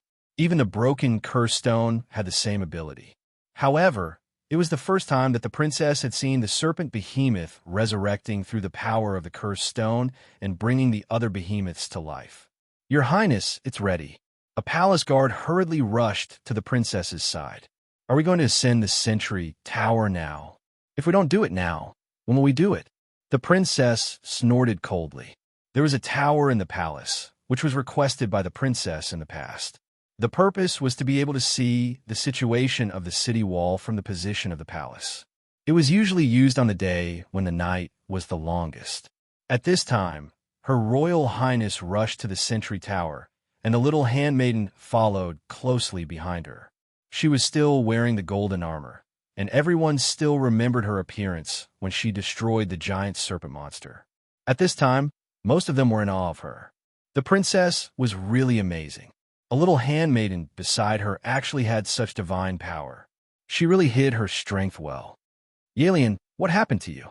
The princess suddenly lowered her voice and asked after a moment of silence. This little handmaiden did not have such divine power before. She was indeed a very ordinary little girl in the palace. She was very simple-minded and could not hide any secrets at all. The princess did not believe that she would hide it from her all the time. Something must have happened after she left the pharaoh's great hall. That was a very short period of time, and it would be inconceivable for something to happen. Therefore, the princess herself was not completely sure. She stared into the eyes of the little handmaiden, Yalian. "It said it's called the lamp god." The little handmaiden hurriedly said, "It came out of the oil lamp your highness gave me. I don't know. I just wiped it a few times." The princess's frown deepened. "What did it say?" "You have to give Yalin 3 wishes. She has to grant them." The little maid recalled the incident with the red genie. "He seemed to be in a hurry. I was scared at first, but it didn't seem to be able to do anything to me. It felt like." Her Royal Highness reached out to touch the golden armor on the little maid's body. A stream of light flashed across the surface of the golden armor, and she couldn't help but reveal a thoughtful expression. "This armor was given to you by it?" The little maid nodded. Her Royal Highness asked directly, "Can I take it off?" The little handmaiden shook her head. "No, I tried, but I couldn't take it off. This gun is the same. It will come back by itself after you throw it out." Her Royal Highness nodded and immediately asked, "What about that oil lamp?" Where did you put it? He's still in the main hall. The little maid slapped her forehead and said, I'm sorry, Your Royal Highness, I fell behind at that time. Her Royal Highness waved her hand and interrupted her. Since he's still in the main hall, let's talk about it later. No one will be interested in that oil lamp. And now it's a mess. The behemoths are the top priority. Having said that, Her Royal Highness couldn't help but ponder. Did Yalin really summon the genie from that oil lamp? It was true that she threw the oil lamp to Yalin, but that oil lamp also appeared beside her after she woke up out of thin air. While pondering, Her Royal Highness had already climbed up the sentry tower. At this time, a guard brought in a prop that could be used to observe the position of the city wall. This was a magical tool developed by Her Royal Highness Research Institute called a telescope. A monocular. She stretched the monocular and aimed it at the position outside the city wall. In order to allow the area outside the city wall to observe the environment at night, Her Royal Highness ordered people to build many beacon towers outside the city 5 years ago, and they would be lit every night. At this moment, under the illumination of the fire, one could see groups of huge figures surging like a tide. The black mass of behemoths looked as if they would trample all of Sun City into ruins. Even if she was used to seeing behemoths after 10 years of war, Her Royal Highness couldn't help but feel a chill down her spine. She was well aware of the power of Sun City. Without the protection of the true God's power, there was no way Sun City could survive the charge of a large number of behemoths with its own military strength. However, the true God's protection of Sun City could only be activated on the longest day of the year. And now, that time had not come yet. Your Royal Highness, what should we do? Behind her, the young handmaiden's trembling voice rang. A blank look flashed in Her Royal Highness' eyes. Yes, what should we do? We can't stop it alone. Her Royal Highness took a deep breath and said, I need your help, Yalin. If the legend is true, then you're the only savior of Sun City in this calamity. Me? The young handmaiden's eyes widened at once. Then, as if thinking of something, she gripped the golden spear with both hands and nodded vigorously. All right, I'll go fight them. Your courage is not bad, but you should wipe the tears from your eyes first. Her Royal Highness shook her head and reached out to wipe the tears from the corners of Yalin's eyes. How can I let you go to the battlefield? Even if you want to go to the battlefield, it should be me. This is my responsibility as the Sun Princess. Then, Your Royal Highness is saying? The young handmaiden reacted at once. Lamp God? Yes, if the legend is true. Her Royal Highness nodded. It can help us, and only you can ask it to do so. Are you willing to use a wish that can achieve anything? She nodded heavily without any hesitation. Of course. I think I understand why it didn't have any reaction when I touched it. Her Royal Highness smiled bitterly. I'm not a pure person. Your Royal Highness, how can you not be? Ugh. Her Royal Highness' hand directly covered the young handmaiden's mouth and whispered in her ear. I'm not as good as you believe. If one day you find out that I'm not me, please don't forget your heart that wants to protect Sun City. Although Yalin didn't understand, she still nodded silently. Her Royal Highness then said in a deep voice, Then, make a vow in front of me. No matter what difficulties you encounter, no matter what desperate situation you encounter, don't forget your determination to protect Sun City. She solemnly made this promise in front of her. Her firm and stubborn eyes were like magnificent pearls. Her Royal Highness then said in a self-deprecating tone, Understand, I'm just a despicable person. One day, you'll understand that I hijacked your thoughts. Go to the palace, find that oil lamp, and make a wish again. Your Royal Highness, I want to go to the temple. Her Royal Highness said seriously, Although the blessing of the true God can only be activated during the longest night, I still want to try. With that, Her Royal Highness turned around, waved her hand, and said loudly, Ring the big bell, open the palace, and take refuge in the city. After a while, the huge bell sound spread throughout Sun City, and Sun City began to fall into panic and chaos at this moment. The bell sound also spread to this place. Yamanlana stopped, and Boss Luo behind her said, "What's the matter?" "It's the big bell." Yamanlana was silent for a while, then said in a deep voice, "It will only ring when Sun City encounters the biggest threat, and then the palace will open. I dug many cellars around the palace walls that can be hidden and store materials for many years. If the giant beast breaks into Sun City, can the residents escape?" Boss Luo nodded and said, "It's really a comprehensive approach, unless it's a last resort." Yamanlana shook her head. "The situation outside is much more serious than I thought. I feel that tonight is the true longest night." Boss Luo said, "Why is there a day when the night is the longest night every year? What is attracting the giant beast?" Yamanlana said, "The day when the night is the longest is the time when the true God's power is the weakest, and the giant beast will have a chance to break into Sun City." Boss Luo said, "They know?" Yamanlana frowned.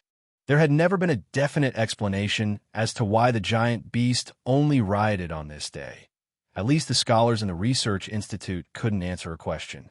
Maybe they know, maybe they don't. Yamanlana sighed and said, "There are still many secrets in the subspace where Sun City is located that I can't solve. Because of this, You?" Yamanlana said indifferently. "I also became selfish. So selfish that I even want to get out of this cage and give up everything here. Retreating in the face of danger is not a shameful thing." Boss Luo said casually, "Escaping is often more effective, but it's shameful." Yamanlana gritted her teeth and punched the wall beside her. This hard wall was instantly broken by her fist. "Have you seen the true God?" Boss Luo handed over a handkerchief. "I heard that your highness is the saintess of the temple and can hear the voice of the true God." "Not necessarily." Yamanlana quickly wrapped her injured fist with the handkerchief. "I can only hear one-sided, and I can only hear some voices occasionally." "What are you talking about?" Boss Luo asked gently. Yamanlana thought for a while and said, "It's not a language that I can understand. It's like a message. I can only understand bits and pieces. But all along, the true God statue seems to be sending me the same message: freedom." "Freedom?" Boss Luo thought for a while and said, "It wants freedom." Yamanlana shook her head. "I don't know. It's it or something else. It's just freedom." Boss Luo nodded and immediately asked, "Since your highness can't communicate with the true God, how did it give you the divine artifact?" Yamanlana suddenly stared at Luochio and looked at him silently. She slowly opened her mouth and said, "You came here from the outside world. Why do you say so?" Boss Luo asked back. Yamanlana said, "Only in this way. You won't look confused when I tell you the knowledge that doesn't exist here, and you can understand it. It's the same when we were in the Research Institute. Your highness is really observant." Boss Luo smiled casually. Yamanlana frowned and said, "Answer me, your highness." Boss Luo said, "How about this? I'll tell you something you want to know, and you answer one of my questions." "Okay." Yamanlana said quickly. "Let me ask you first. Who are you, and what's your purpose for coming here?" "Origin or purpose?" Boss Luo blinked. Yamanlana frowned. "Purpose?" Boss Luo said, "I came here to find someone." "Who?"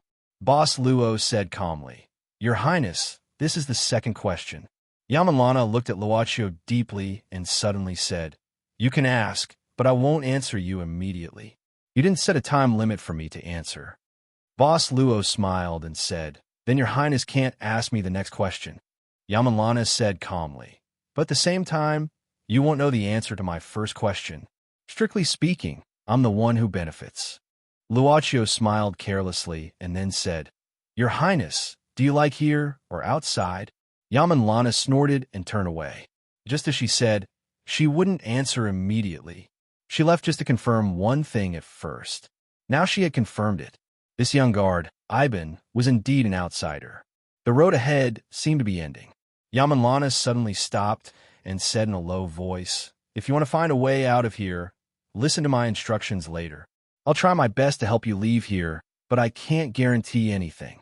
The door has always been in the hands of the high priest. Only he has the way to open it." Boss Luo asked curiously, "Why do you want to help me?" Yamanlana said calmly. Don't think too much. I just don't want innocent people to get involved. Of course, maybe you're not innocent, but you have a purpose. Ivan, you're a dangerous guy to me. I don't want to get too close to you. Yes, a dangerous guy, a guy who would make people confused. Chapter 1549. Since it's dangerous, I'll just send him away, she said to herself. In fact, there was a better way to solve the problem once and for all, to destroy the thing that brought the threat. She should have made this choice before today. What's disturbing me?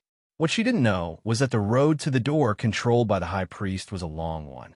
As the two of them walked side by side, she suddenly had a ridiculous thought. She hoped that this road could go on forever. In that way, she wouldn't know the truth, and she wouldn't have to know the truth. She didn't want to know the truth. She wasn't frightened by this idea. I'm a despicable person, she said while looking at the young guard in front of her. The boss said that he had never met a person who wasn't despicable, including himself in the past. Yamanlana thought for a while and said, maybe this is the only way to be a complete person. She hoped to be a complete person. The light of the soul flickered in the boss's vision, like a candle in the wind. Then they arrived at the final destination, the gate. The high priest was here, holding the scales of good and evil with both hands, as if he was sure that Yamanlana would come to his side. Yamanlana, who didn't let me down? The high priest sounded so gratified. Yamanlana was sure of one thing. That was, the high priest didn't see the young guard Ivan, and she couldn't see him at this time. He accompanied me all the way, and it wasn't an illusion. Why does he always disappear when I need him? Just like when I threw the relic of my mother to the pharaoh of the kingdom, he also disappeared suddenly. He always appeared when I needed him. But you let me down. Yamanlana took a deep breath. Maybe he didn't really disappear, but he was still observing, looking at me with his eyes to get the answer. What do you care about? The high priest had extraordinary observation skills. At this time, he noticed that Yamarana's attention was slightly distracted. He couldn't help but frown. Yamarana, this reminds me of your mother. She used to be like this, but when there is another emotion in her heart, she will always show this kind of expression. You two are so alike. Then, did my mother disappoint you? Yamanlana asked calmly as she walked towards the high priestess. The so-called door was not a physical existence. Perhaps it was just a special kind of energy that required the high priest to use special means to appear. If the door did not appear, this was at best an empty house with nothing. Just like the realm of gods, just like the realm of sins, it was always so quiet that even the sound of breathing and heartbeat could be heard clearly. If there was no light here, perhaps a normal person would not be able to stay here for a day. All my love and expectations were once given to her. This was the high priest's answer. She turned into a giant beast right in front of me. Yamanlana shook her head and said, right in front of my eyes, my father killed my mother with his own hands, and then she turned into a giant beast and turned into sand in front of me. This was an accident, Yamanlana. The high priestess opened her hands and said, as a weapon, your mother could not defeat the desire in her heart in the end. I thought that after having a complete life, your mother would become a perfect weapon, but her love for you exceeded the thought of saving you. She became selfish and selfishly devoured it. But I don't regret letting your mother have a complete life, because she gave birth to a more excellent you. Yamanlana, you are the best candidate to become a weapon. You are wrong. I'm not perfect at all. Yamanlana laughed at herself and said, it has been so many years. You took me away from the city of the sun. You let me live in the outside world. You let me have the identity of Claudia. You let me go back and forth between two worlds. One is a civilized and free world, and the other is a world where death is always accompanied by every step. Do you know that every time I came back from the outside world, it was so cruel for me? Many times, I even didn't want to come back. No, this is the real thing, facing difficulties and fighting for lofty ideals. The high priestess showed a blazing light in her eyes. Only weapon with a firm belief can become the perfect vessel of the Libra. Every time you can resist the temptation of the outside world and come back, you have done a good job. Yamanlana, you have always done a good job. You're just a little bit lacking. But it doesn't matter. this experience will make you even closer to perfection. In that case, why did you let me leave this time? Yamanlana sneered. Isn't this contradictory? The high priestess said indifferently. As long as you are safe, as long as the Libra is still there, as long as you can become a weapon, the city of the sun will welcome a day of rebirth. Yamanlana, the process of growth is always accompanied by failures and setbacks. Accept them, defeat them, and you will become more perfect. Sun City is just a hotbed to cultivate you. No matter how many I can create, I will be able to create you. You have proved that you have a strong enough will to resist all temptations. So what you need to experience next is despair, greater despair. She suddenly felt that this man was unfamiliar. She didn't know when it started, but this man seemed to have replaced the position of the pharaoh in her heart. Since the pharaoh killed her mother? She didn't know, but she clearly knew that when she went through the magical door and became an ordinary girl named Claudia, and lived in the prosperous and civilized world outside, she had a father-daughter relationship with this man, Siegiatu and Claudia. It made her think that everything in the City of the Sun was just a fairy tale that she heard when she was a child, and it was just something that she imagined in her mind. Isn't this contradictory? Yamanlana shook her head. Since you let me know that this is just an arrangement, you can't achieve the effect of the experiment. I don't understand. How can you, who brought me into the civilized world, make such a low-level mistake? The high priestess said, It's very simple because I need you to come here.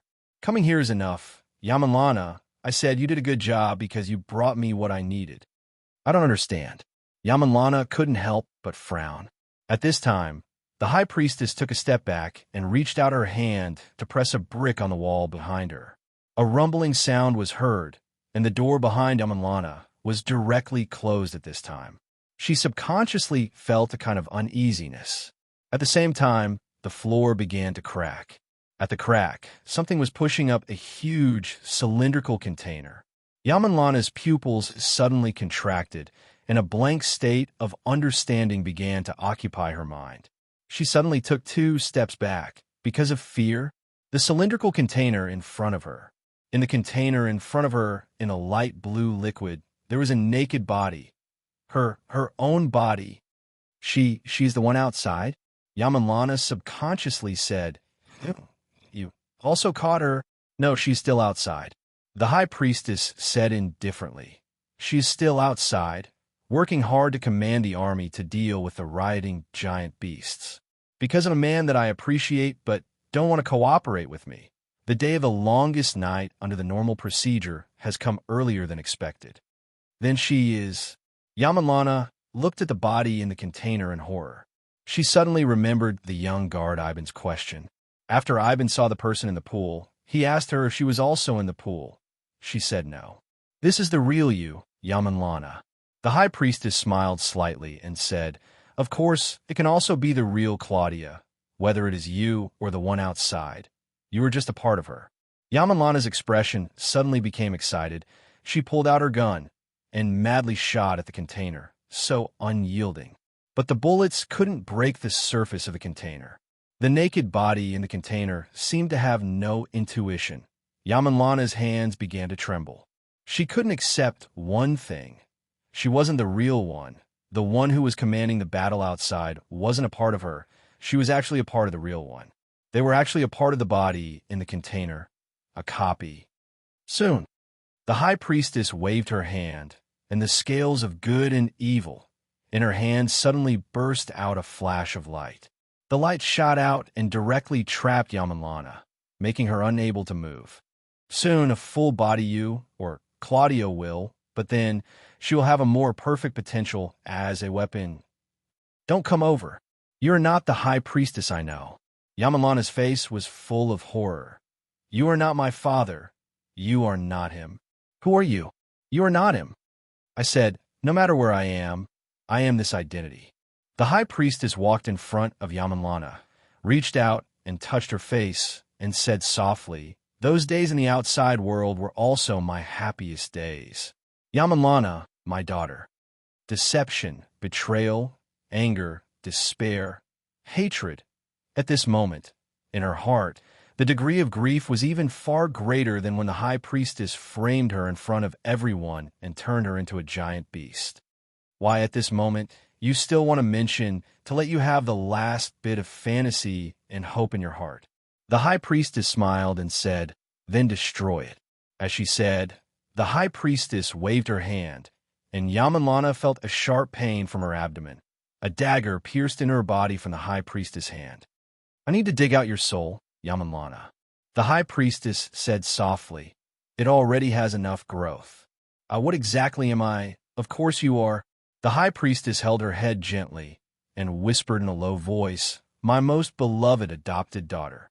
Her eyes gradually lost their luster, as if she had lost her soul and became an empty shell.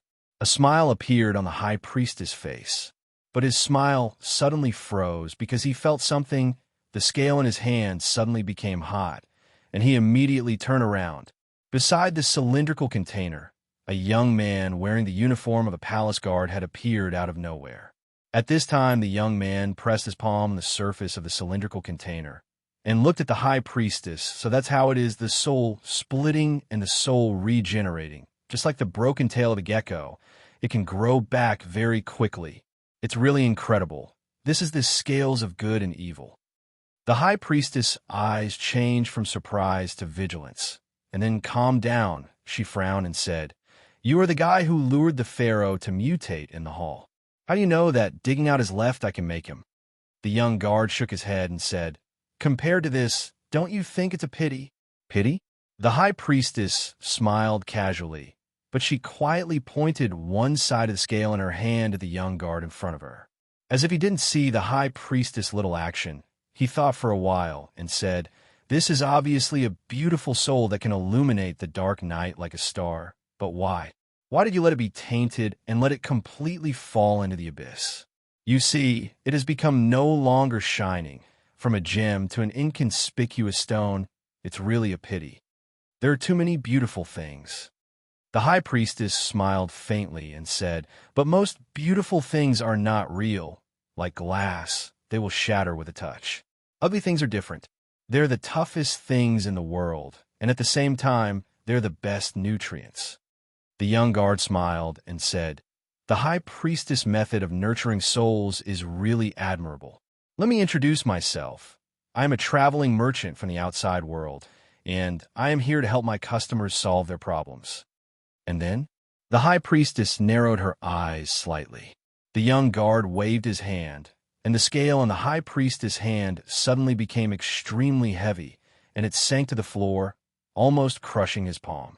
He couldn't help but be shocked. "You have something in your heart that you want. I will sell it to you." The young guard thought for a while and said, "But in return, you can sell this scale in your hand and your materials to me."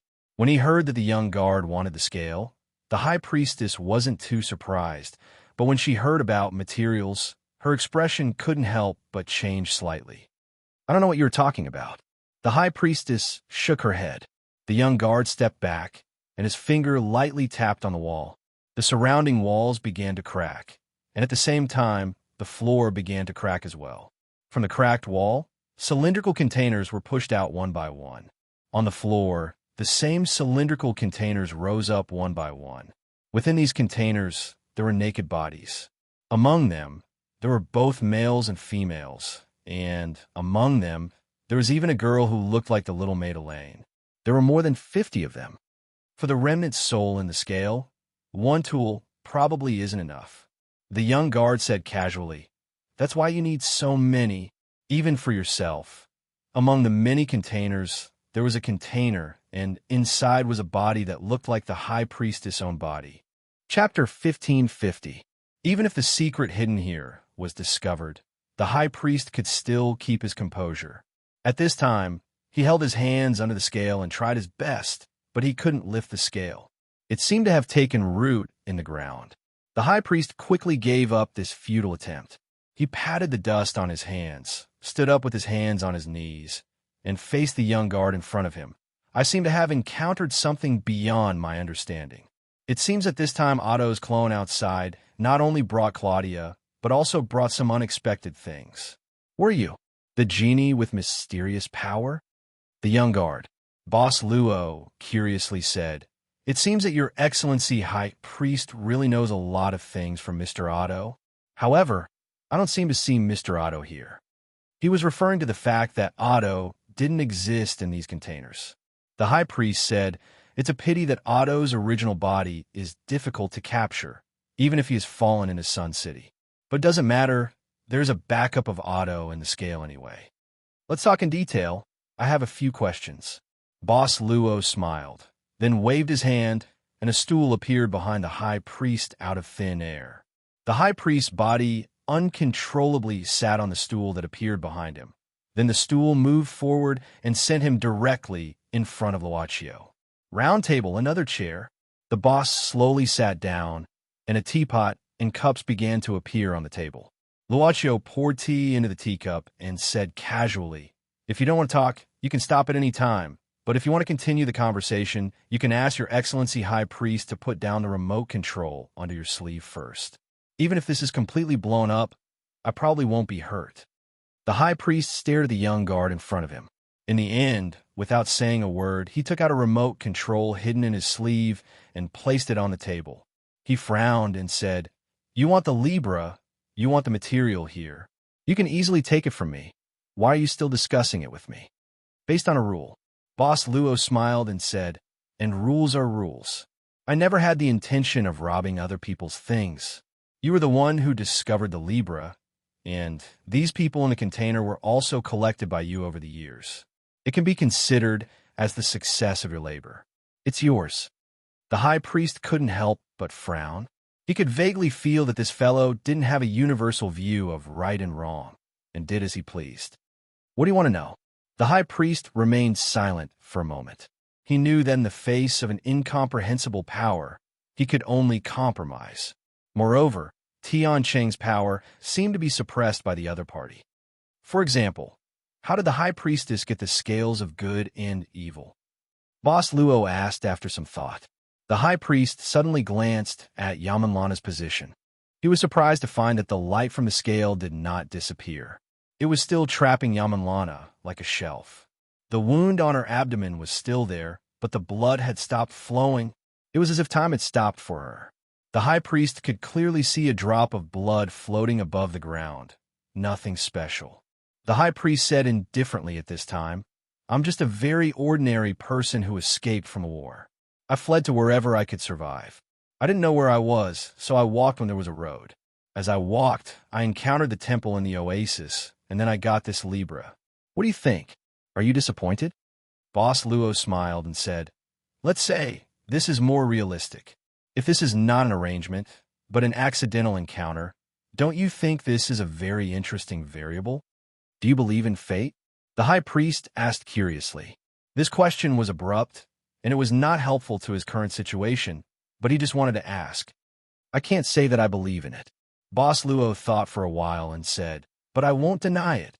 If I deny it again, it will be unhappy." "You really dare to say that?" The High Priest couldn't help but sneer, as if he saw a lunatic. But he didn't know why, at this moment. His heart was beating wildly, as if there was a voice in his head warning him that this was not a joke. This was real. There was really someone who could control fate according to his own will. But control fate? Who could control fate? Even those who boasted that they had their own fate in their hands could not predict what would happen tomorrow. It was very likely that they would encounter an accident tomorrow and die. "Just take it as a joke." Boss Luo smiled and said, "Just to liven up the atmosphere. After all, if I look more mysterious in the next conversation, I can take advantage of more. I have been learning to do business recently, so I will more or less use some small tricks. I hope the High Priest doesn't mind." This is not the words of a qualified businessman. The High Priest shook his head. "Probably." Luochio did not comment. "When you found the Libra, did Sun City already exist?" The High Priest nodded, then shook his head. He suddenly had a feeling of absurdity.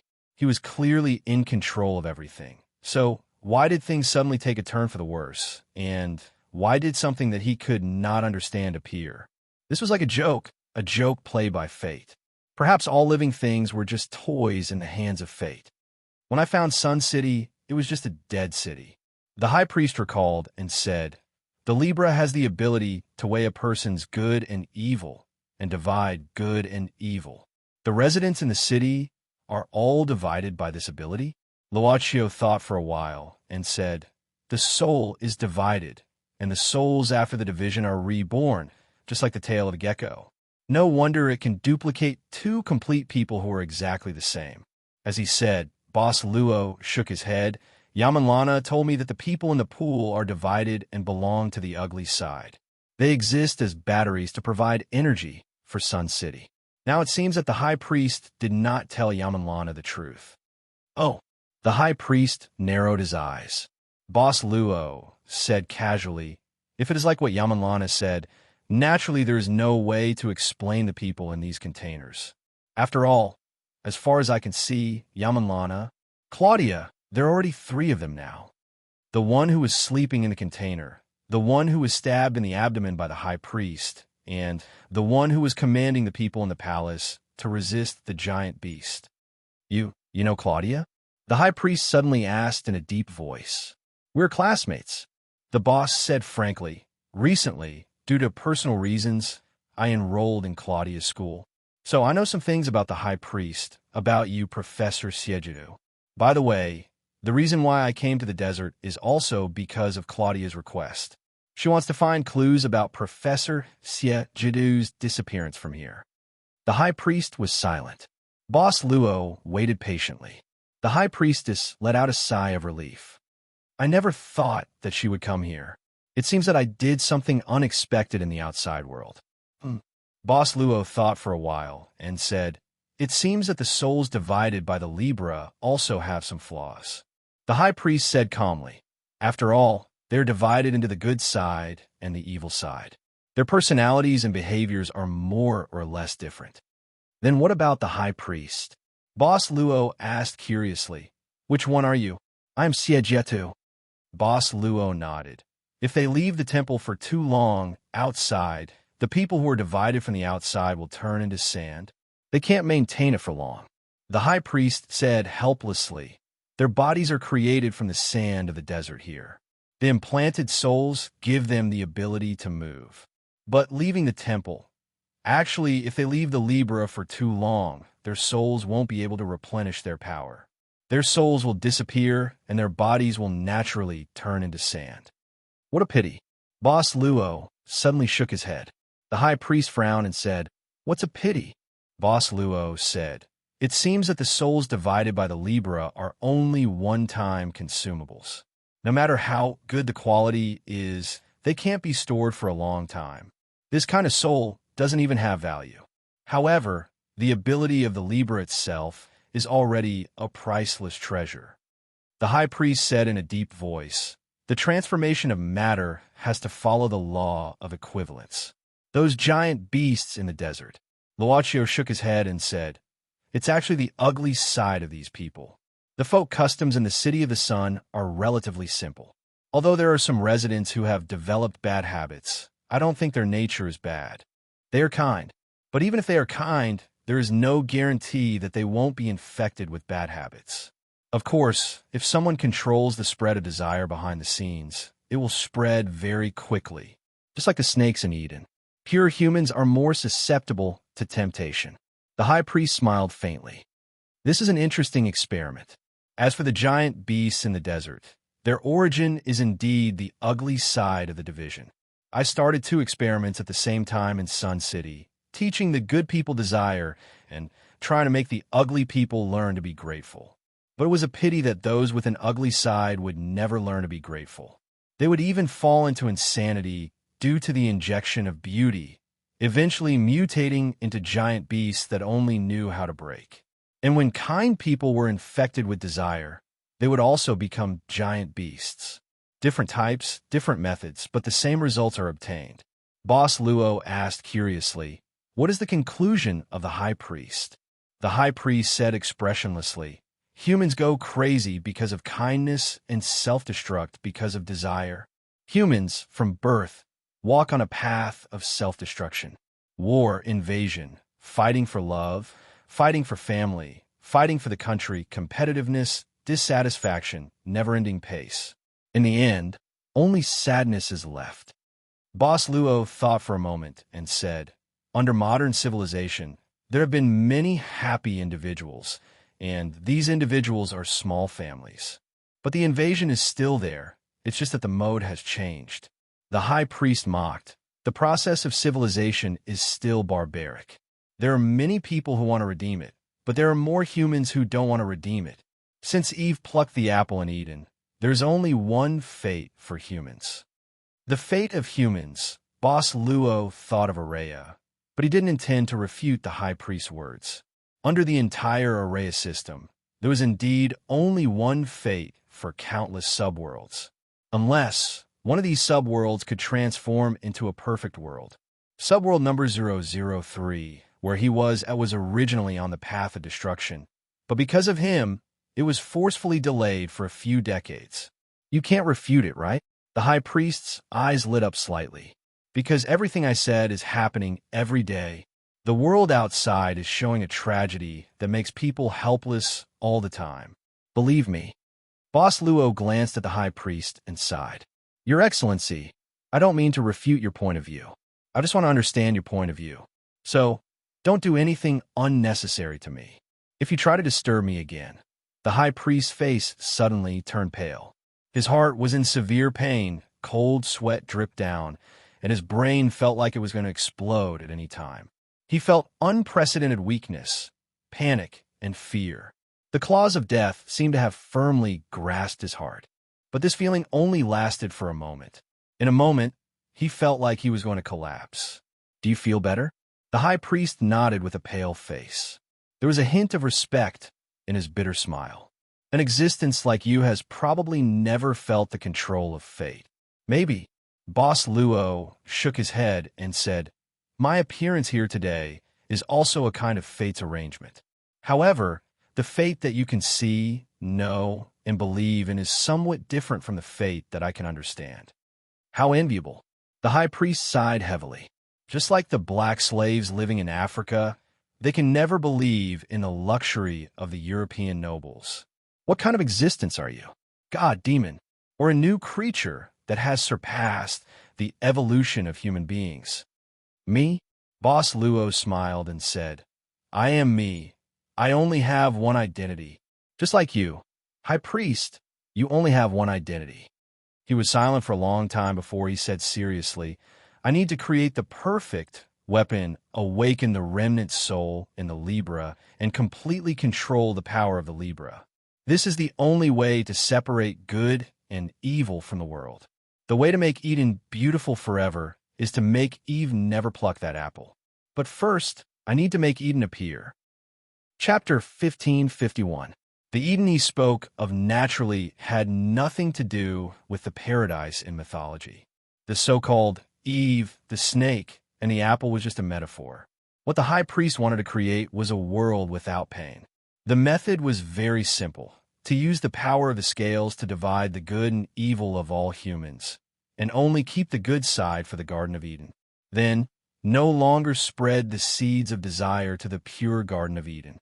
Since he had done experiments to spread the seeds of desire, he naturally did experiments to not spread the seeds of desire. The entire Sun City was his huge testing ground. Is there any result? Luochio could not help but ask curiously. The high priest knew what the other party was asking, and at this time, there was a hint of pride on his face that could not be hidden. Faith. Crisis. Productivity. Well, continue. Boss Luo nodded. At this time, the high priest seemed to have been approved by his boss sitting at the desk, and said with a smile of exultation, the only faith can become a shackle in people's hearts. They will be full of reverence for the gods, so they will not easily be happy with this boundary between humans and gods. Crisis.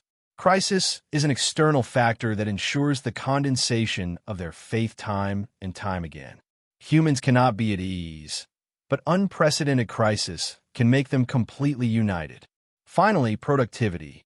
The higher the productivity, the easier it is to become a hotbed for the breeding of desire. Sun City?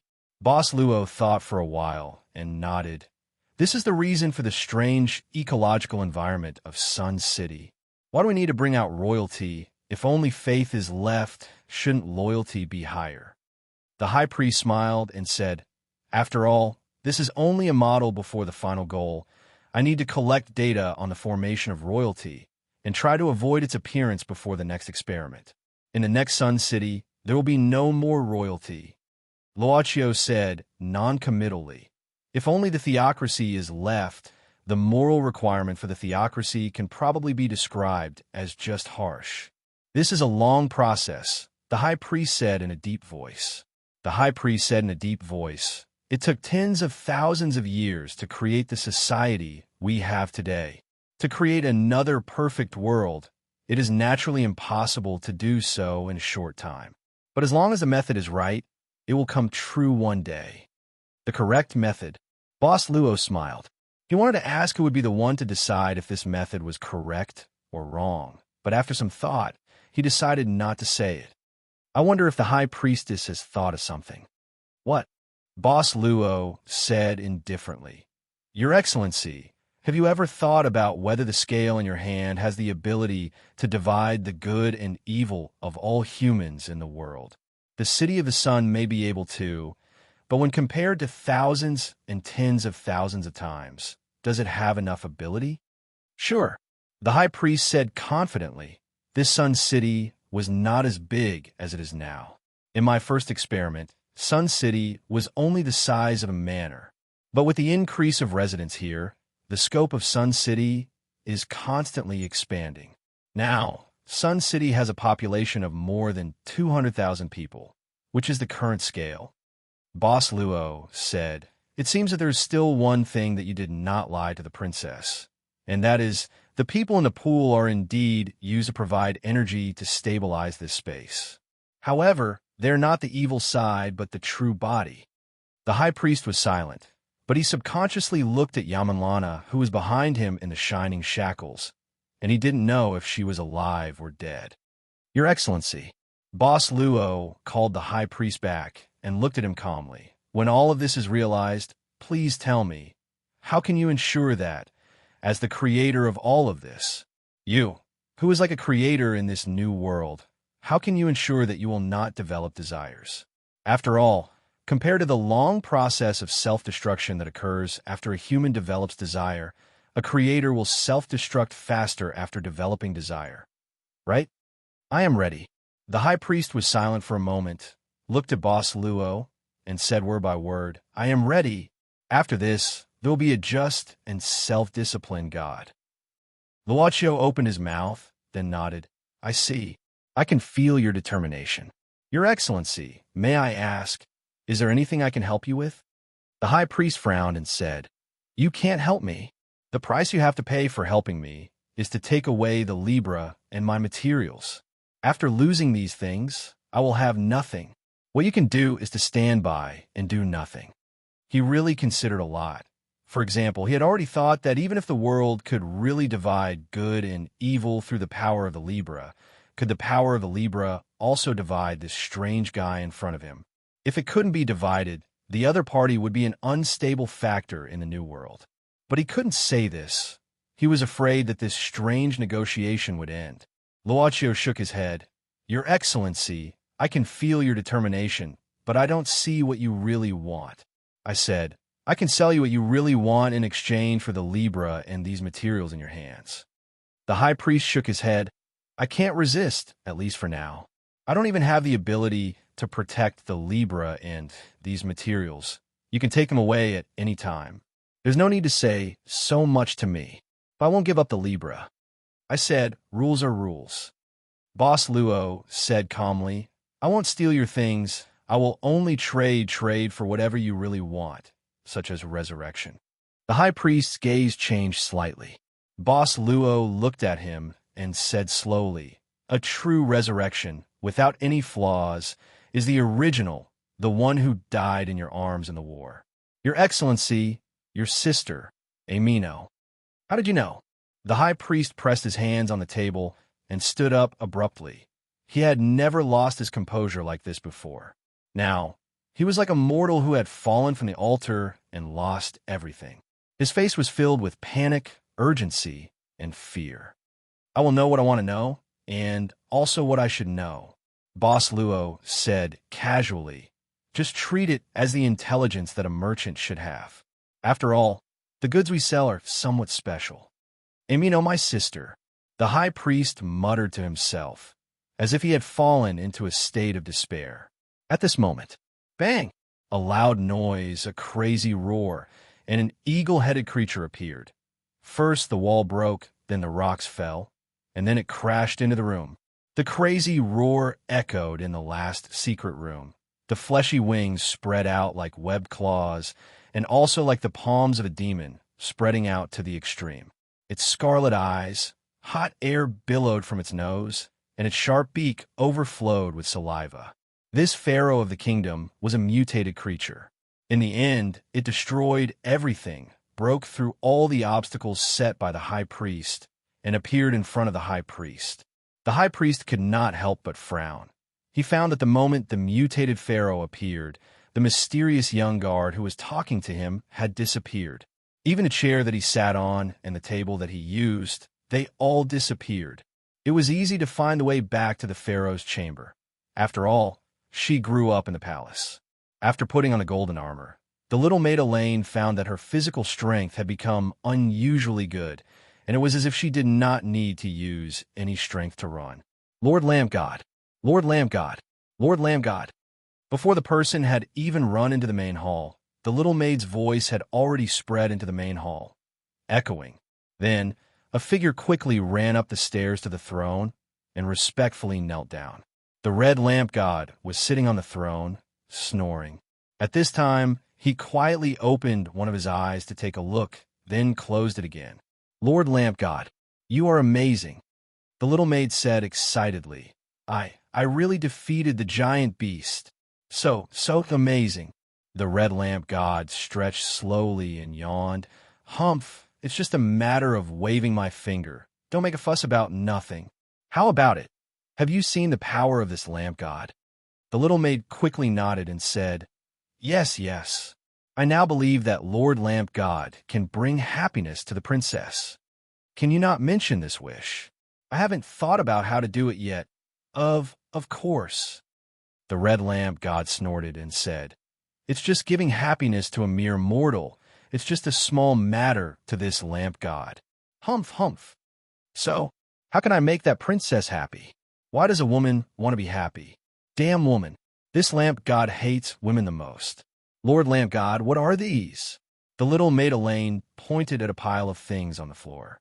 These were all things that the lamp god dug out from the walls of the hall, and now they were piled up in a mess. It's just a bunch of junk. Don't ask about things that have nothing to do with you. The red genie could not tell what those things were. After all, it had been too long since the ancient times, and it could not recognize these things that modern people could recognize at a glance. Why didn't you stay with your princess? Why did you come back? Lord Lamp God, please destroy the giant beast that invaded Sun City. The little maid Elaine quickly said, If the giant beast destroys Sun City, then everyone will die, including the princess. Elaine doesn't want to see this. Looking at the little maid's tearful eyes, the red lamp god suddenly patted his head and lamented, Do I want you to be happy or the princess to be happy? Lord Genie, I beg you to save Sun City. The red lamp god suddenly jumped up and said fiercely, Let this lamp god tell you, making your princess happy and saving Sun City are two different things. You can't treat it as one of the conditions for making your princess happy. Use the second wish for this lamp god. All right. She didn't even think about it before she nodded and agreed. However, the red genie was not too happy about it. There was no doubt that in order to fulfill the 500 wishes, it needed a summoner who could work well with it. If it missed this little girl again, it really did not know how long it would have to wait for the next summoner. The problem was that the little girl's speed of making wishes was comparable to that bad guy's. She had used up 2 wishes so quickly. What if she made a few more wishes for the third wish? Wouldn't it have to go back to the magic lamp every day? That's not good. This lamp god hasn't had time to guide this little girl to start the plan of making 500 wishes. Wait. The red lamp god coughed twice at this time. As a lamp god who is committed to thinking for the summoner and has ideals and ambitions, I won't let you waste a wish in vain." The little handmaiden blinked and showed a puzzled look. The red lamp god cleared its throat. "I've thought about it carefully. Your first wish is to make Her Highness happy. The first step to making her happy is to keep the sadness away from her, right? Now that Sun City is invaded by Ultralisks and is in danger of being destroyed at any time, the princess must be very distressed and helpless. In this case, this lamp god can't make her happy, right? So saving Sun City and making the princess happy don't conflict with each other. They both belong to the scope of the first wish." No problem, Lord Lamp God." The little handmaiden Elaine suddenly put her hands together. "You are so kind. The red lamp god opened its mouth, but didn't say anything in the end. "It's too difficult for me. Then please kill all the Ultralisks outside the city, Lord Lamp God." The little handmaiden jumped up with joy and excitedly held the red lamp god's hand like a puppy wagging its tail. The red lamp god frowned, and goosebumps rose all over its body. It waved its hand to shake off the little handmaiden's hand and floated up. "Woman, don't touch me. This lamp god hates to be touched by a woman." I'm sorry. The little handmaiden apologized in horror. The red lamp god waved its hand impatiently. "Okay, hurry up and send me out so that I can destroy those Ultralisks outside. Also, without my permission, don't make a second wish. After this matter is over, I have something to discuss with you." "Send you out?" The red lamp god stammered. "I can't be too far away from the magic lamp. I have to at least go to the city wall. Otherwise, this lamp god's power will be affected." "Oh, this." The little maid nodded and was about to pick up the lamp when she remembered what the red genie had just said. She quickly reached into the collar of her golden armor and pulled out a piece of clothing to cover the lamp. Then she picked up the lamp and picked it up. You, what are you doing?" The red genie screamed. "Didn't Lord Genie say that he hates it when women touch him? So, this doesn't count as touching him, right?" The little maid replied timidly. "Genie." The red genie felt as if there were countless worms wriggling on its body. It said weakly, hurry up and send me out. This lamp god was actually defiled by a woman." Chapter 1552. Because of the golden armor, the little handmaiden Elaine's physical strength had far surpassed the white-robed guards trained by the temple. It didn't take long for her to move the magic lamp from the pharaoh's bedroom to a place with a broad view. In the palace's watchtower, the little handmaiden held the magic lamp without blushing or panting. As for the red lamp god, it floated lazily beside her. Around her were several palace guards who looked nervous, and their legs couldn't help but tremble. They were responsible for observing the movements of the giant beasts on the watchtower so that they could send messages to the punitive army and other guards at any time. The fear at this moment was naturally because of the red lamp god brought by the little handmaiden. They didn't know, and they didn't dare to ask. In fact, the situation was much more serious than they imagined. The black mass of giant beasts had rushed to the city wall. In the past, at this time, the sun god's protection would descend, and the entire Sun City would be protected and blocked out of the enchantment. But now, because it wasn't the longest day of the night, the enchantment wasn't opened. They could only rely on the city wall to resist. It wouldn't last long. The soldiers of the punitive army were fighting bloody battles on the city wall. However, the attack of the giant beasts was unusually fierce. Some smaller giant beasts even jumped over the city wall and mixed into Sun City. Since Her Highness rang the big bell, the residents of Sun City frantically fled and rushed into the shelter of the palace. But there were too many people, too many. Several giant beasts that had climbed into Sun City had bitten countless lives to death. The giant beasts had never invaded Sun City like this. Every time the night was the longest, the giant beasts would always be blocked out of the enchantment by the sun god's protection. Although they had seen the fear and ferocity of the giant beasts with their own eyes, they had never experienced the horror of the giant beasts, until their bodies were torn apart by the giant beasts and their heads were bitten off. Then their bodies turned into sand. The dead people turned into sand in an instant. This made them even more frightened. Why did people turn into sand? It must be the giant beast's sorcery. It was caused by the giant beasts. Giant beasts, horrible giant beasts. I don't want to die. Help me. Don't come over. Monster. Screams sounded. It wasn't a war, but a one-sided massacre. Lord Lamp God, is it really okay? Maid Elaine looked around worriedly. Through the monocular left behind by the princess, she saw everything that happened in the city. She even saw how people turned into sand after they died.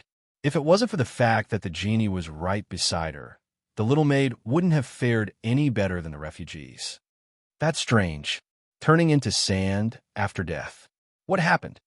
The red genie didn't care much about the situation in the City of the Sun. Instead, it stared at the little maid curiously. What's going on with you? Why would the genie admit this kind of half-truth? Lord, Lamp God, the red genie shook its head and made a gesture of looking into the distance. It whistled and said, "There are quite a lot of them. It must have been hard for you to survive in such a dangerous place. These giant beasts are really kind to you. It is reasonable to say that there is no need for so many of them. I am afraid that less than 1/10 of them would be enough to destroy this sun city several times, right? In the past, we had the protection of a true god," Maid Elaine said discontentedly. It's just that this time, the giant beast started to riot before the night was the longest. True god, the red genie sneered disdainfully. It's hard to say whether they are gods or not. Lord Lamp God, how can you? Maid Elaine couldn't help but panic. This was completely contrary to what she had been taught since she was a child. I'll let you see what the power of a god is. The red genie snorted twice at this time, and then its body directly rushed up. Above the palace, a red light suddenly burst out like a scorching sun. The red genie raised its hands at this time, and in the palm of its hands, a hot fireball directly appeared. I haven't exercised for a long time. I don't want to die too soon, ha ha ha. The red lamp genie waved its hands and threw out the fireballs in its hands. The 2 fireballs were not so much thrown out as they were shot out. They were extremely fast, and almost in the blink of an eye, they were shot out towards the place where the giant beast gathered outside the city wall. Boom, boom, boom. The falling fireball exploded in an instant. There was only a flash of fire, followed by a huge explosion sound. The giant beast's body was easily blown to pieces at the location of the explosion. Ha ha, comfortable, comfortable, comfortable. The red genie laughed wildly at this time, constantly grabbing burning fireballs with both hands and kept throwing them out of Sun City. Dozens and hundreds of fireballs were like meteorites falling to the ground after falling to the ground, dragging a long burning tail behind them, hitting the ground. Boom, boom, boom. In the red genie's wild laughter, the sound of the explosion was like a tsunami, crazily impacting the hearing of the people. The earth was shaking. The whole Sun City was shaking because of the red genie's attack at this time. On the Sentry Tower, several palace guards had already sat on the ground in fear at this time. When had they ever seen such a terrible power? Even if it was the protection of a true god, it would only be a gentle barrier, not a destructive attack like this. Miss Elaine, who is this? Genie. The little maid Elaine quickly said, "It was summoned by the divine artifact that Her Highness gave me." Her Highness. Several guards suddenly gasped and nodded in unison. So that's it. No wonder. Her Highness is the saintess of the temple. This must be a gift from the sun god to help us resist the giant beasts. The little maid blinked her eyes. She really didn't know whether the divine artifact was a gift from the sun god, but this red genie didn't seem to deal with true gods. Was that really the case? After all, she still didn't know the origin of the magic lamp. She would ask in detail later. At this time, the red genie, who didn't know that its credit was inexplicably given to the sun god, was very happy to burn the giant beast to death. It had been trapped in the magic lamp for too long. Woman, this genie will show you the most brilliant flower of fire in the world. The red genie shouted at this time, and then raised its hands at the same time. A huge fireball began to form in the red genie's hands, and then it rose into the air like the sun. instantly illuminating the entire Sun City within a radius of thousands of meters. Even on the ground, one could feel the heat of this sun. The subjugation soldiers who were fighting bloody battles on the city wall couldn't help but stop at this time. In the city, the people who were rushing into the palace subconsciously stopped and looked up at the bright night sky. The giant beasts seemed to have sensed the danger, and suddenly the commotion escalated. At this moment, the huge sun suddenly exploded. After the explosion, countless small fireballs scattered in all directions. Blazing flowers bloomed in the night sky. Flames burned the earth. They would never forget this doomsday-like scene. Boom, boom, boom, boom. The sound of the explosion lasted for dozens of seconds. It may have taken decades to build Sun City, but it seemed that it only took dozens of seconds to destroy it. When the fireballs stopped raining down from the sky, there was no longer a walking giant beast on the ground. The corpses of these giant beasts were everywhere. Their corpses soon turned into sand little by little like the dead residents. The City of the Sun was still bright at this time. That was the light from the flames that were still burning after the explosion. The flames shone on the broken streets and the collapsed city walls. The red genie of the lamp descended on the sentry tower of the palace with a comfortable expression on his face. Anyway, all the giant beasts were really wiped out. The little maid Elaine suddenly shivered, and her face turned red. She excitedly grabbed the red genie's hand and said, "Genie, you are really amazing. Seeing that you sincerely praise this genie, I won't shake you off this time." I said, "Don't touch me. I hate it when women touch me." The red genie snorted coldly. "Ha ha ha." The little maid quickly let go and then said happily, "Her Highness will be very happy. I have to tell her that all the giant beasts have been wiped out. Go, go." The red genie waved his hand disdainfully, but in his heart, he thought that it would be good to meet the princess personally. He wanted to see what kind of person the princess was and what she liked, so that he could fulfill his first wish. Humph. What else does a woman want to be happy? She just want a man, right? TSK women. The red genie had already planned to catch a man and cast a love spell on him to make him fall in love with the princess. Of course, if the princess already had someone she liked, it would be even easier. The temple. Her Highness said that she was going to find the high priest. Okay. The red genie waved his hand, and a decorative curtain in the corner of the palace flew over. He stepped on the curtain and said, "Come on up. This is faster. Fly, fly." He was flying. I fly. Oh. In the last secret room, the sharp cry of the eagle-headed creature echoed. This cry seemed to have changed qualitatively after this creature saw Yamanlana in the flash of light with her abdomen stained with blood. Not only did it become sharper, but it also became painful, angry, and sad. It suddenly looked at the high priest bitterly. When the red eyes met with the high priest's, the high priest subconsciously took a small step back. He couldn't help but kick the scales of good and evil that was sunk on the floor. To his surprise, the scales of good and evil actually moved because of his touch. At this time, the high priest had no time to think about why the scales could move. He instinctively bent down to pick up the scales. However, a huge force pushed him directly to the wall at this moment. Pharaoh, or the eagle-headed creature that Pharaoh had turned into, grabbed the high priest's neck and pressed him hard against the wall. The result of the collision was that the high priest felt like all the bones in his body were about to break. The scarlet eyes of the eagle-headed creature were still staring at him. "Yamanlana, your daughter isn't dead yet. This is just a body." The high priest said with difficulty, "Wake up! Wake up! Come here." With his throat being violently grabbed, not only did he have difficulty speaking, but he also had difficulty breathing. The sharp and sad cry sounded again. The eagle-headed creature raised his hand directly.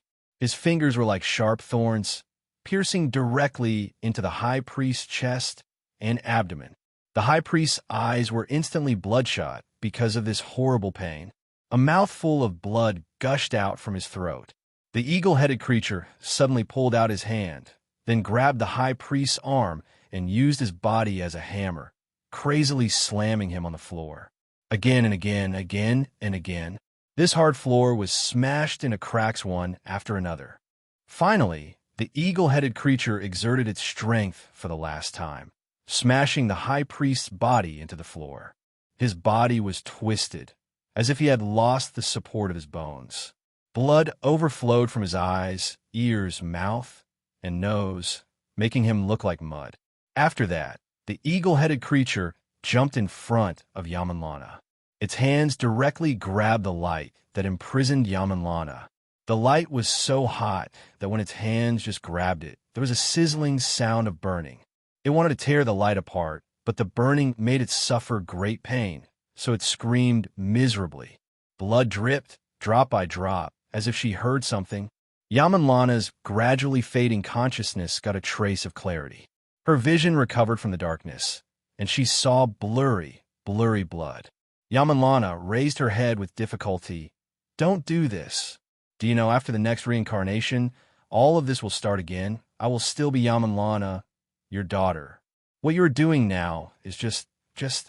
As if it didn't hear her, it desperately tore the light with its hands. Finally, a light was finally torn apart, but the eagle-headed creature's body had been burned with thousands of holes by the light. "Give up. You are separated by the power of Tiancheng. You can't defeat Tiancheng." Yamanlana's voice was sad. "I didn't know you were like this. I used to be so greedy for the outside world, and even thought of never coming back. I even gave the longing for a father to another person. Not you.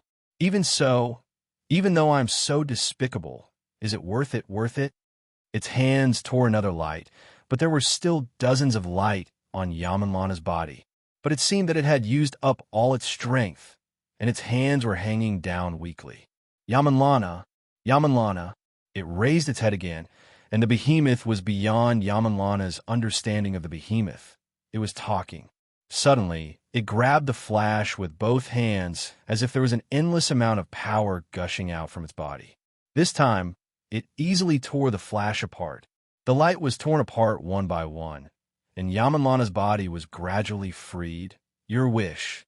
Power. The power to end all of this. Even if you become a monster. Yes, Your Majesty. Chapter 1553. With his ear on the floor, Ivan was listening to something. After a while, he got up and quickly ran back to Otto's side. On the square of the miniature temple, Otto was sorting out the equipment he brought. Most of the metal equipment was stuck to the square because of the strong electromagnetic field. Now that the electromagnetic field had been removed, the equipment could be used again. He brought the equipment with him when he explored the ruins of the Oasis Temple half a year ago. Later, he was trapped in the Sun City and didn't get any supplies. Therefore, the equipment was running out. In this dangerous place, he didn't know how long he would be trapped here.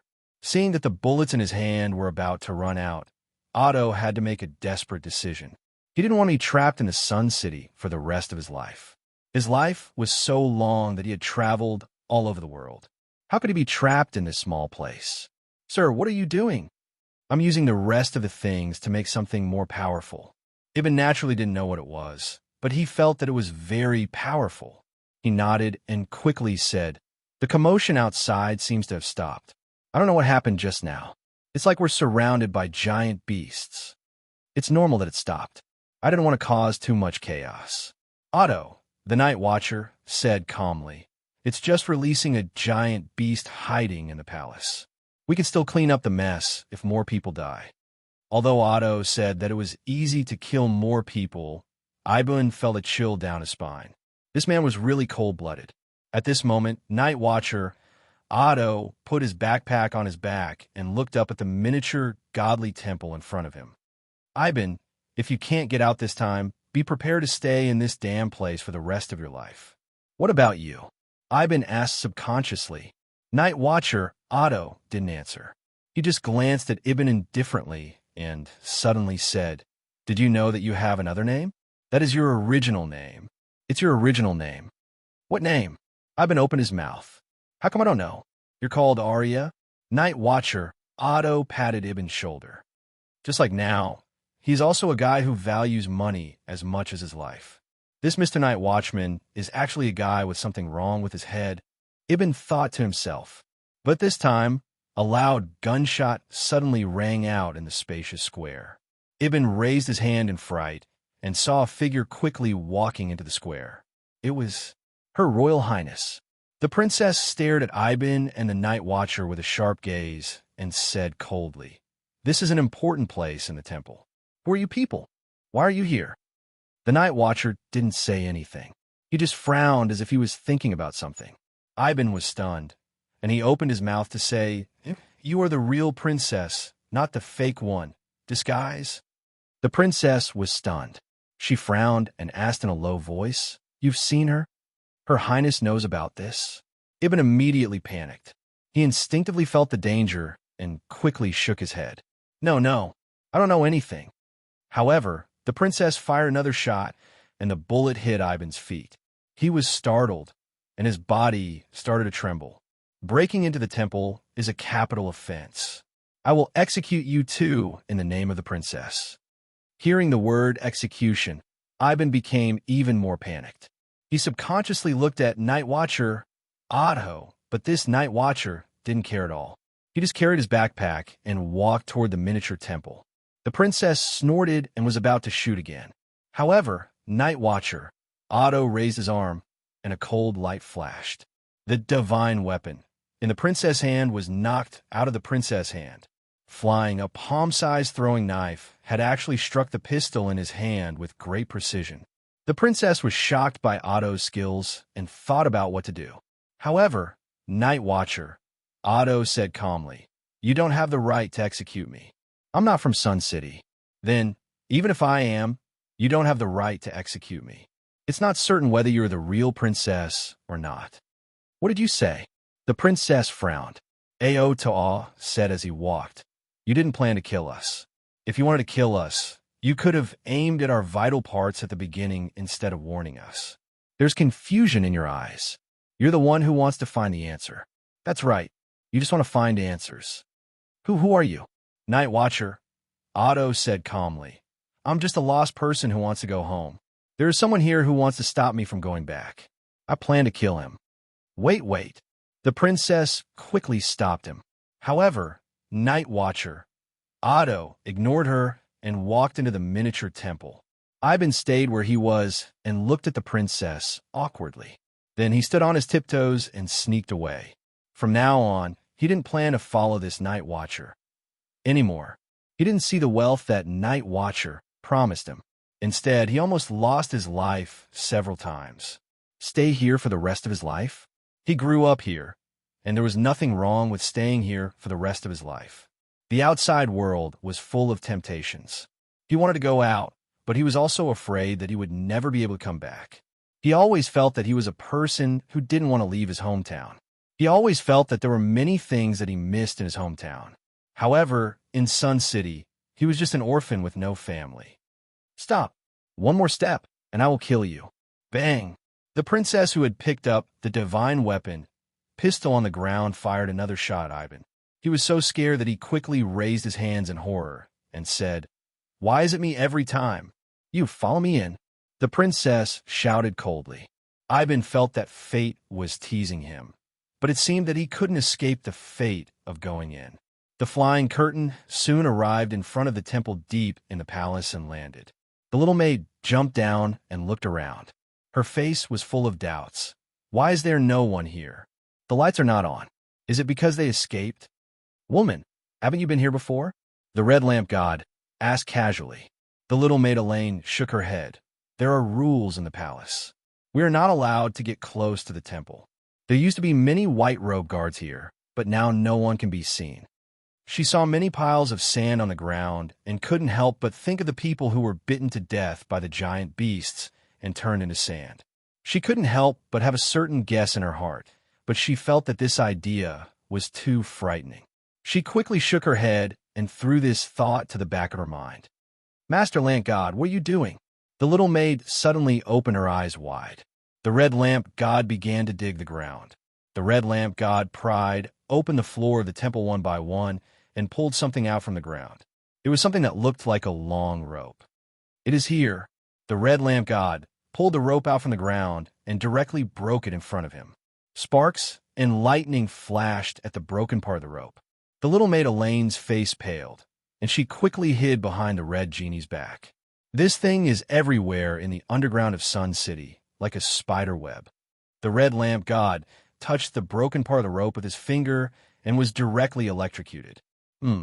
It's quite comfortable. He put the broken part directly on his shoulder and then whispered in a low voice, "Oh, it can cure this lamp god's shoulder." Not bad, woman. Do you want to try?" No, no. The little maid Elaine was scared and shook her head. "Master lamp god, we still need to find the princess." "Oh, you are right." The red lamp god nodded and then put down the broken rope in his hand and muttered, "But the power of electricity is not enough. There seems to be a bigger one underground.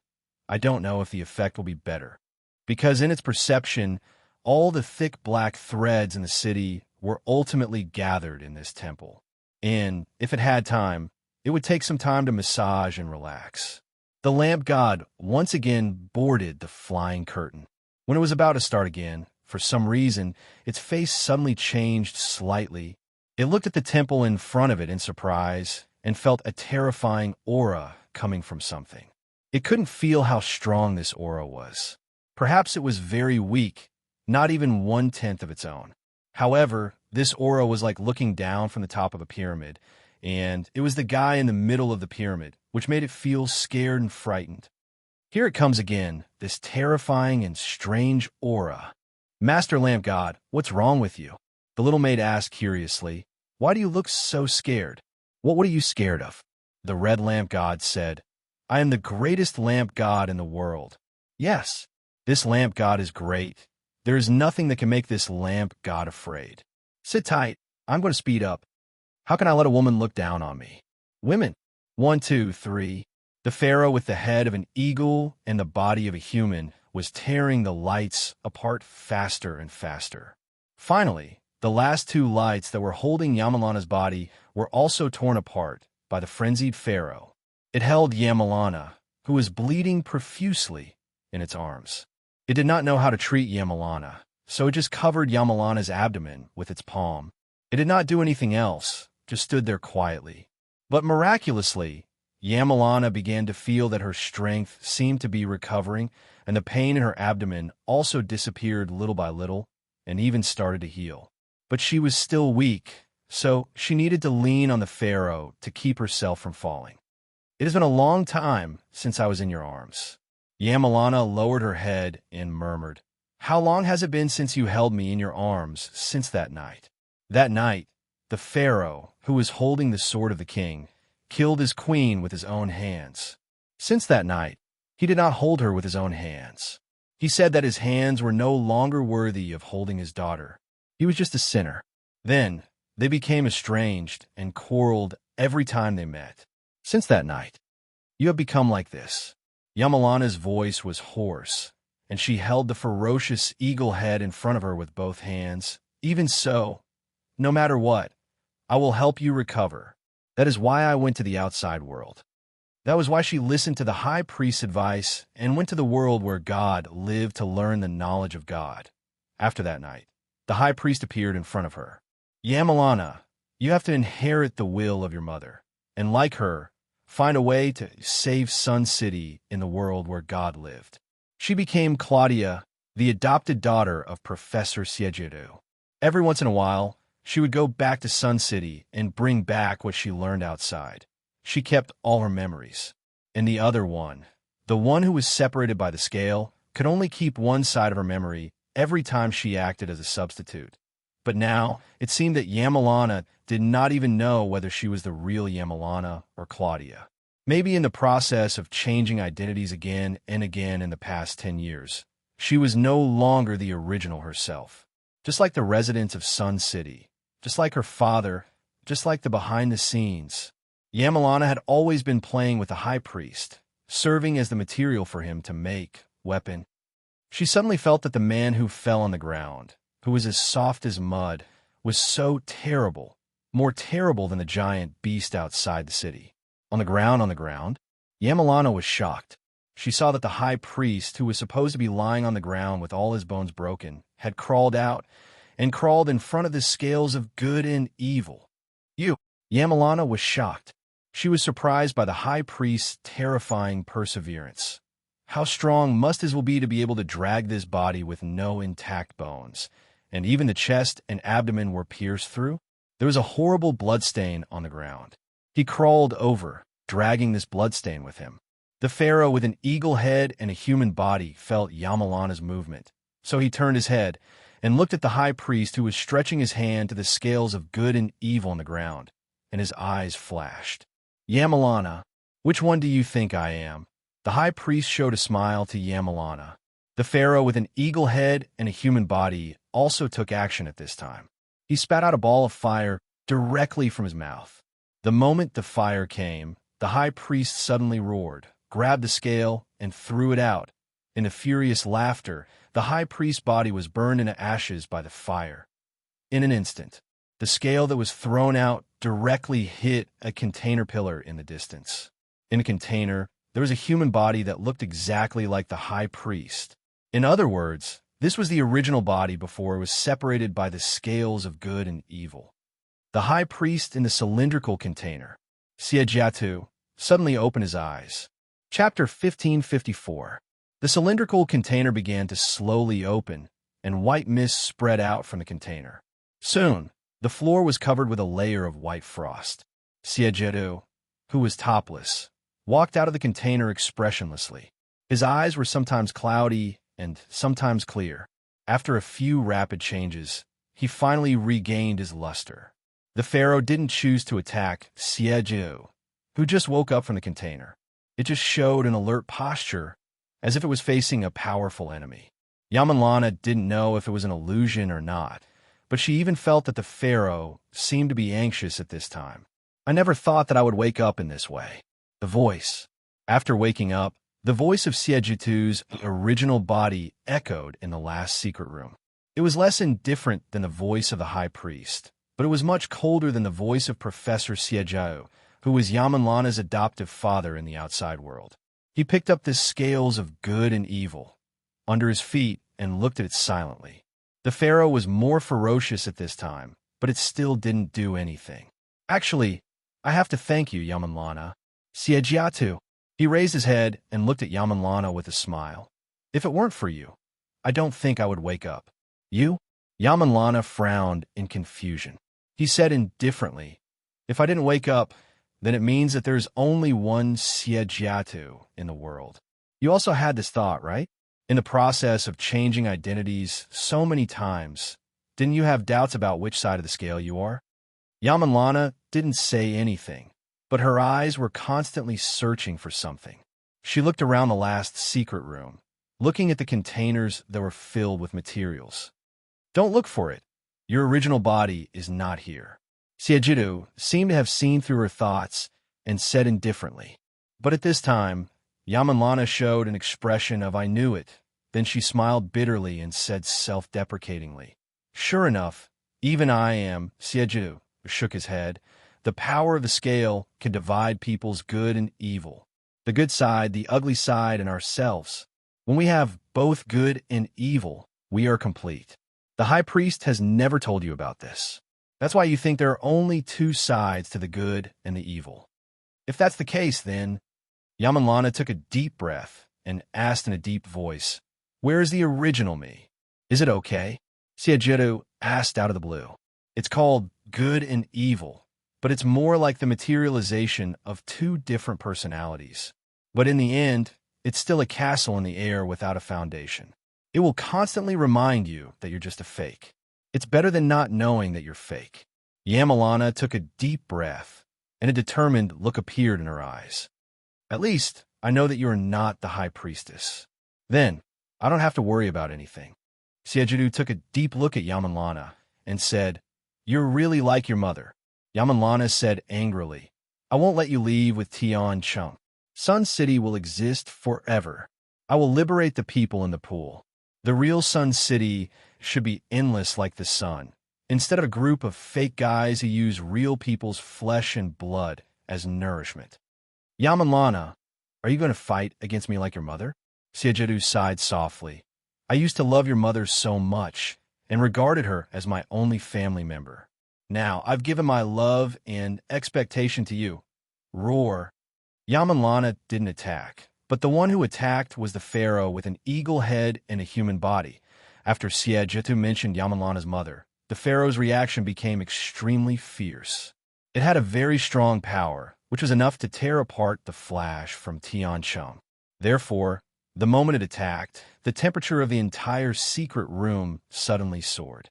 But Siegetu just shook his head and then reached out to hold the central shaft of Tiancheng and slowly pulled it out. The central shaft was connected to a chain, and at the end of the chain, there was a weight half the size of a palm. It was like a flying hammer. Siegetu raised his hand, and the flying hammer instantly shot out. The hammer, as the weight easily hit the belly of the pharaoh with an eagle head and a human body. The extremely strong impact made the pharaoh with an eagle head and a human body scream instantly. Good and evil scale, Siegetu said slowly. It doesn't only have the ability to divide good and evil. At least in terms of attack, it's not very weak. Of course, the ability to defend is also very strong. As he said, the trays on the left and right sides of the good and evil scale suddenly shot out and were embedded on Siegetu's left and right shoulders. Starting from his shoulders, golden scales began to appear. Piece by piece, they rapidly flipped down and finally covered his entire body. Finally, on his back, a pair of wings made of golden leaves slowly unfurled. At this moment, Siegetu's glasses turned into a strange green. He waved the flying hammer of Tiancheng again and directly tied up the pharaoh with an eagle head and a human body.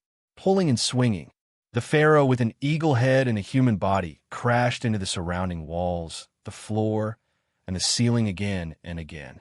It couldn't break free from the shackles of the chains and could only bear the attacks one-sidedly and screamed continuously. Don't think that just because you look like Horus, you are the real eagle god, Siegetu said indifferently. After all, you are not the real Horus. You are just an eye, and now you have even dug out the real power of the eye. You can't resist the power of the scale. Bang, bang, bang. Gunshots. The bullets shot on Siegetu's golden scales, but they didn't even leave a shallow mark. He looked back at Yamanlana, who was pointing the gun at him, and sighed. It seems that there are a lot of accidents in this experiment. In this case, I can only redo everything in this experiment, including you, Yamanlana. I finally understand why the High Priestess wants to replace you. Yamanlana sneered. Everything, including your own dividing surface, is just a material that you can discard at any time. No, he does have the intention to replace me. Siegetu shook his head, but he doesn't hate me. Otherwise, he wouldn't throw the scale to wake me up. Our purpose is always the same, and he has lost the qualification to move forward. He can only give his last hope to me, even if he really wants to replace me. Yamanlana didn't care about this.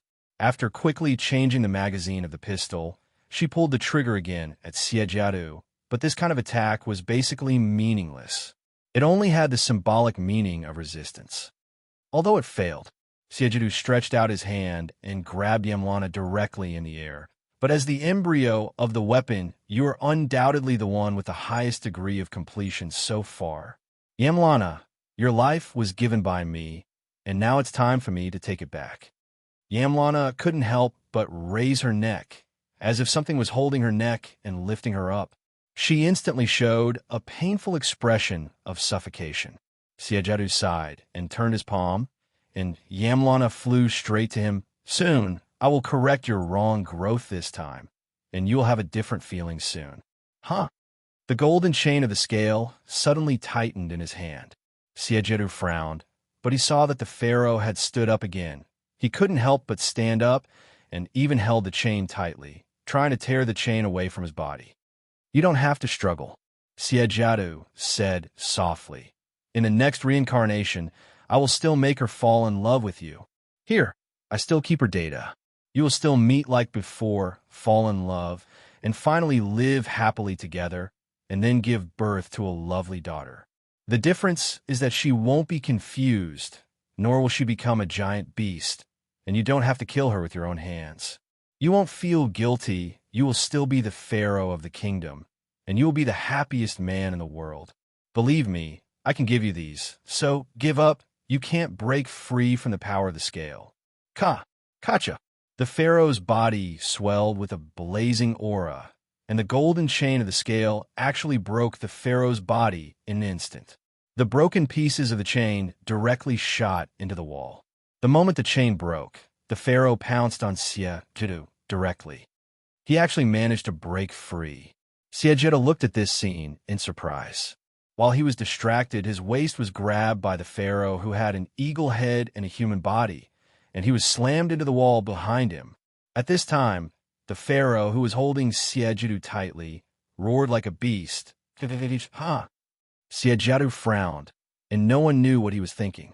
Because of the protection of the golden scale armor, such a collision didn't hurt him at all, but the pharaoh's abnormality attracted his attention. Vigilance. After the high priest died, the memory of the divided plane automatically returned to the main body. But after all, the high priest's memory over the years was very large, and he couldn't completely digest it all at once. Now, seeing the mutant pharaoh in such a frenzy, the chaotic memory in Siegetu's mind began to quickly correct itself.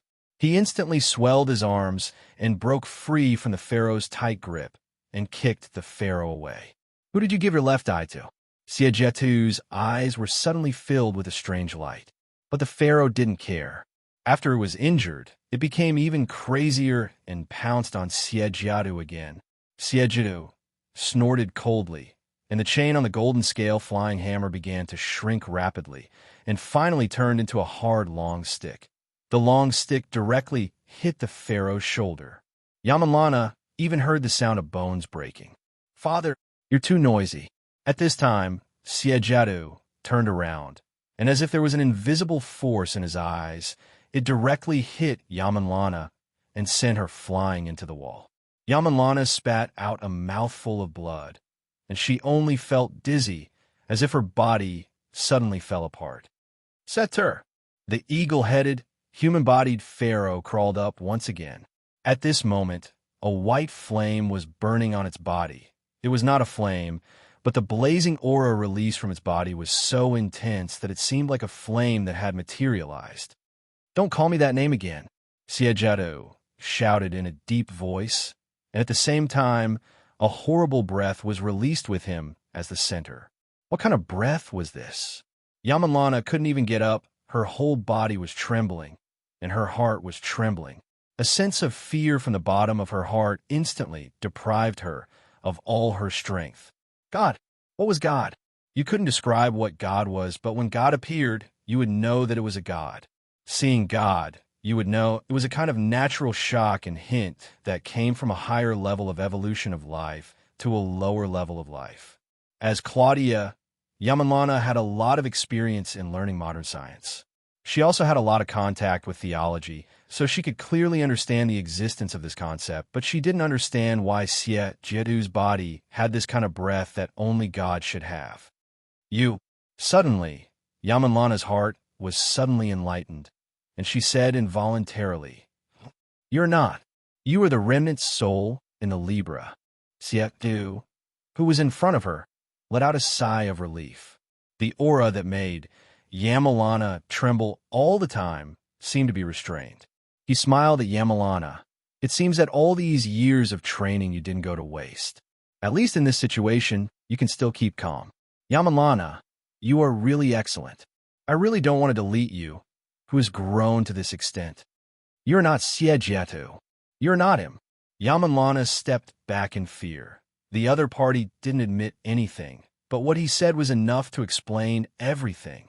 At this time, in Siegetu's body, the thing that really dominated everything was indeed the remnant soul in the Libra. That was the remnant soul that the high priest wanted to build a container to contain in his plan. However, since this remnant soul had already invaded the real Siegetu, then why did the high priest still... Who are you? Yamanlana asked in confusion. Siegetu smiled slightly and said calmly, Your father, this pharaoh, hasn't he been calling my name? Yamanlana, a smart person like you still hasn't noticed? Seth. Yamanlana looked at him in disbelief. The god of the desert, the master of death. The old enemy of the sun god. Are you really, Seth? Chapter 1555. Seth was the incarnation of many divine positions in ancient Egyptian mythology. Yamarana knew about it, not because Seth was the enemy of the Sun City that the people in the Sun City believed in, but through the systematic learning in the outside world, she knew most of the myths about ancient Egypt. Yes, myths. In the eyes of the people in the outside world, these were just myths, and many of them were even interesting. But in Yamarana's view, these were obviously real in the Sun City. Seth. Yamarana subconsciously looked at the eagle-headed pharaoh who was guarding her, and she couldn't help but change her expression again. Eagle-headed pharaoh. Eagle-headed pharaoh, the symbol of Horus. I should have thought of it earlier. But why? Why is my father? The two most important men in her life were now not only fighting to the death in front of her, but these two men were also the symbols of the two great gods in the myths, Horus, the eagle god, and Seth, the lord of the desert, who were also old enemies. Her mind was now in a mess. If you were really Seth, then what about the high priest? Siejatu? My adoptive father, Sietjitu, was you pretending to be him from the beginning? This was what Yamarana was afraid of at the moment. You need to judge this by yourself. At this time, Siejatu showed an evil smile. The man who accompanied you for 10 years in the civilization of the outside world, is he me or your adoptive father, Siejatu? It's really a complicated question, and before solving this puzzle, you have to figure out whether you are Yamarana or Claudia. This is really more troublesome than the puzzle of the Sphinx. Am I right, Yamarana? No, Claudia. Oh, no. It should be Yamarana or Claudia. Yamanlana. Claudia. Yamanlana. Claudia. She couldn't help but fall into some kind of quagmire. She suddenly became absent-minded and absent-minded. She murmured the two names that belonged to her and didn't belong to her. I am Yamanlana. No, I am Claudia. I am. Who am I? Who am I? Who am I? There was no need for any physical attacks. Mental stimulation was more than enough to destroy even the most strong-willed person. Siejatu's face was full of smiles as he turned to look at the pharaoh with an eagle head and a human body. From his point of view, there was no need to worry about Yamanlana now. Her mental state was already in a state of collapse. He only needed to deal with Pharaoh, who had mutated into an eagle-headed humanoid. And, in this cycle of error in Sun City, the Pharaoh with an eagle head and a human body had already fallen to the ground. The hammering of the golden scales sword caused him to suffer more damage than when he was hit by the flash breaker. Siejatu came in front of him and grabbed one of his wings, lifting him up. Your left eye is the source of your power. At this time, Siejatu looked at the dying pharaoh and said indifferently, without your left eye, even if your flesh and blood grew from your left eye, you are just a useless piece of trash. Horus, I am the real sun god. You are just a despicable bastard who stole my throne. With that, Siejatu raised the hammer sword in his hand again. With the support of the golden scales' powerful strength, the hammer sword easily pierced through Pharaoh's body.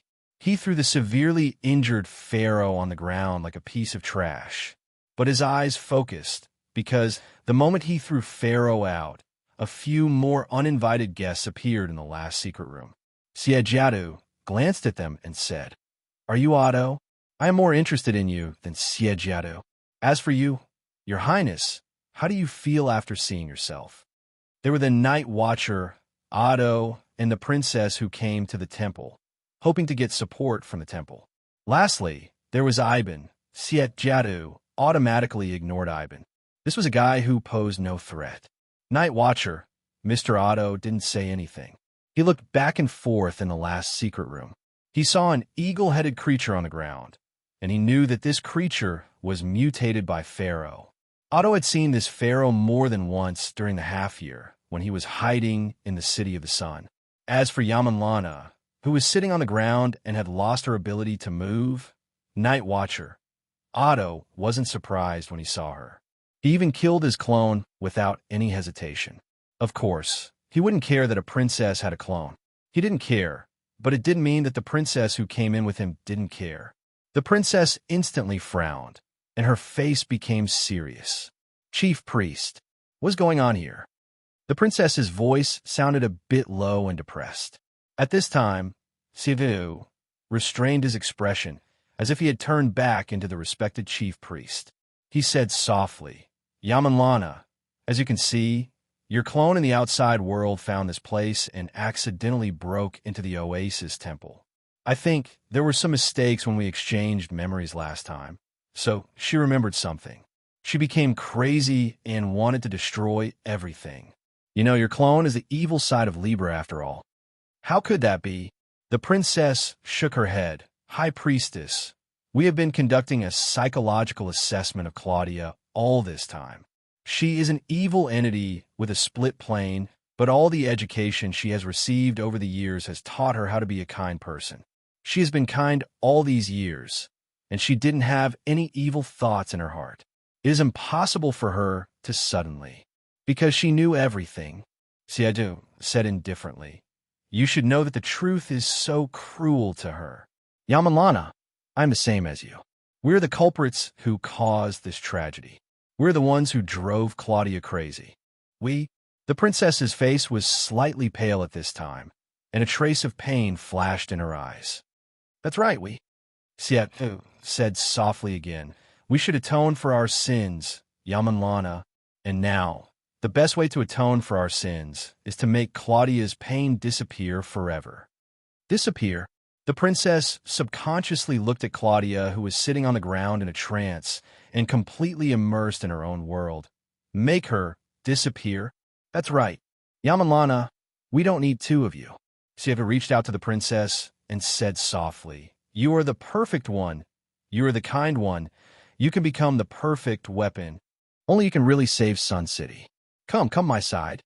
Together with you, I will release her from this pain with my own hands. The princess slowly walked forward and then stopped. Under the influence of a strange sound, the princess abruptly stopped in her tracks. The source of the sound, the carbon fiber black knife in the hands of the night watcher, hit the floor. It wasn't simply slapping the floor randomly, but it had a special pattern. The sound of the carbon fiber black knife slapping the floor was like a needle, piercing the princess's brain, causing her head to ache faintly. What is this sound? Siadu looked at Night Watcher Otto with a cold light flashing in his eyes. The Night Watcher, Mr. A.O. Ta, said calmly, this is a technique to control the voice. It comes from a mysterious family in a country in the Far East. It's not very useful, but it's good to calm people down, especially when they are upset and easily confused. The princess was shocked. She knew that her state just now was obviously abnormal, and she couldn't think on her own. High Priest, you hypnotized me? She found that there was a rising anger in her heart at this moment. She trusted the man in front of her so much. I'm just guiding you to make the right choice and saving you time to think and hesitate. Sievu said indifferently, we should pursue more efficient means. Yamalana, we shouldn't waste time on hesitation, but should use time to make tools. You're no longer childish. You should understand what you should do and what you shouldn't do. Her Royal Highness remained silent. She looked at her unresponsive self, then looked at the pharaoh who was lying on the ground. It was unknown whether he was dead or alive. Suddenly, she said, High Priest, is the situation here under control? Although Siedu was a little surprised by the princess's question, he still nodded. The princess then said quickly, the giant beasts in the desert have rioted, and now they are charging towards the city wall of Sun City. Without the protection of the enchantment, the city wall alone can't stop the giant beasts. So please open the enchantment as soon as possible. Let's talk about this after the crisis is over. Giant beasts rioting? Siejeru couldn't help but frown. In this last secret room, it was completely isolated from the outside world. This so-called last secret room was actually in the passage connecting the outside world and Sun City. It was an independent space. Yes, giant beasts rioting. The princess said anxiously, please open the enchantment immediately. Otherwise, the entire Sun City will be destroyed. Then our hard work until now will be destroyed. Xie Zhu shook his head. In this case, let it develop naturally. Yamalana, the power of the gods is limited. We can't continue to open the enchantment. But it doesn't matter. As long as the people in the pool are still there, we can soon rebuild an identical Sun City. Bang, bang, bang, dash. The bullets hit directly on the golden armor on his body. This scene seemed to have happened not long ago. Of course, the bullets couldn't penetrate the golden armor, but it made him frown and said in a deep voice, Yamalana, what are you doing? I'm not doing anything. Her Royal Highness heaved a sigh of relief. I'm just preparing for the worst. High Priest, Xie, my adoptive father would never force me to do something I don't like, nor would he say anything about giving up Sun City in front of me. He won't hurt Pharaoh, because he must know that this will only make me sad. The real Xie Zhu won't make me sad, but you are not. Humph.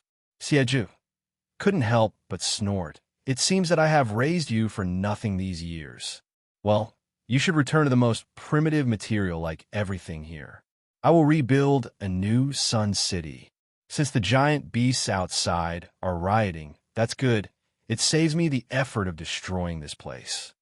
After that, Xie directly stretched out his hand across the air, and an invisible force instantly grabbed the princess' neck. She couldn't struggle, even if her martial arts were good. How could she deal with this kind of inhuman force? Seeing this, Night Watcher, Otto moved without any warning. He jumped, and the carbon fiber black blade instantly slashed down. The sharp blade directly cut on Xie's golden scale armor, and the vibration echoed in the last secret room, and the sound was not much softer than the sound of a bullet. The slash didn't cut open the golden scale armor, but it made Xie's footsteps slightly stop. Xie looked at Night Watcher, Otto in surprise, and waved his hand, but Night Watcher, Otto nimbly dodged and kept retreating. Xie couldn't catch Night Watcher, Otto like he caught the princess. Just a mere mortal. Xie his eyes flashed with a trace of killing intent. You have just lived a little longer and learned a little more, and you want to challenge the gods? Night Watcher, Otto said indifferently. I don't want to challenge the gods. After all, strictly speaking, I'm only alive because of the power of a godlike existence. I'm more in awe of the supernatural power than anyone else. But I also said that if you want to trap me in this place, I'll become crazy. You will never understand what a crazy person wants to do. If I'm crazy, I'll even dare to kill the gods. Whether I want to kill them or not, I'll decide after I do it. Humph. Xie Zhu sneered. The difference between gods and humans is that humans can never kill gods. Gods, on the other hand, can kill humans with just a flick of their fingers. Otto, I'm only interested in you because of the so-called genie that gave you immortality. It seems that this genie's power is not bad. The efficiency of humans working for me is too low, and this genie seems to be okay. If you are willing to bring the genie to me, I can consider letting you regain your freedom and let you go back to the outside world. Hearing this, the princess couldn't help but look at Night Watcher quickly. She knew that this was a great temptation.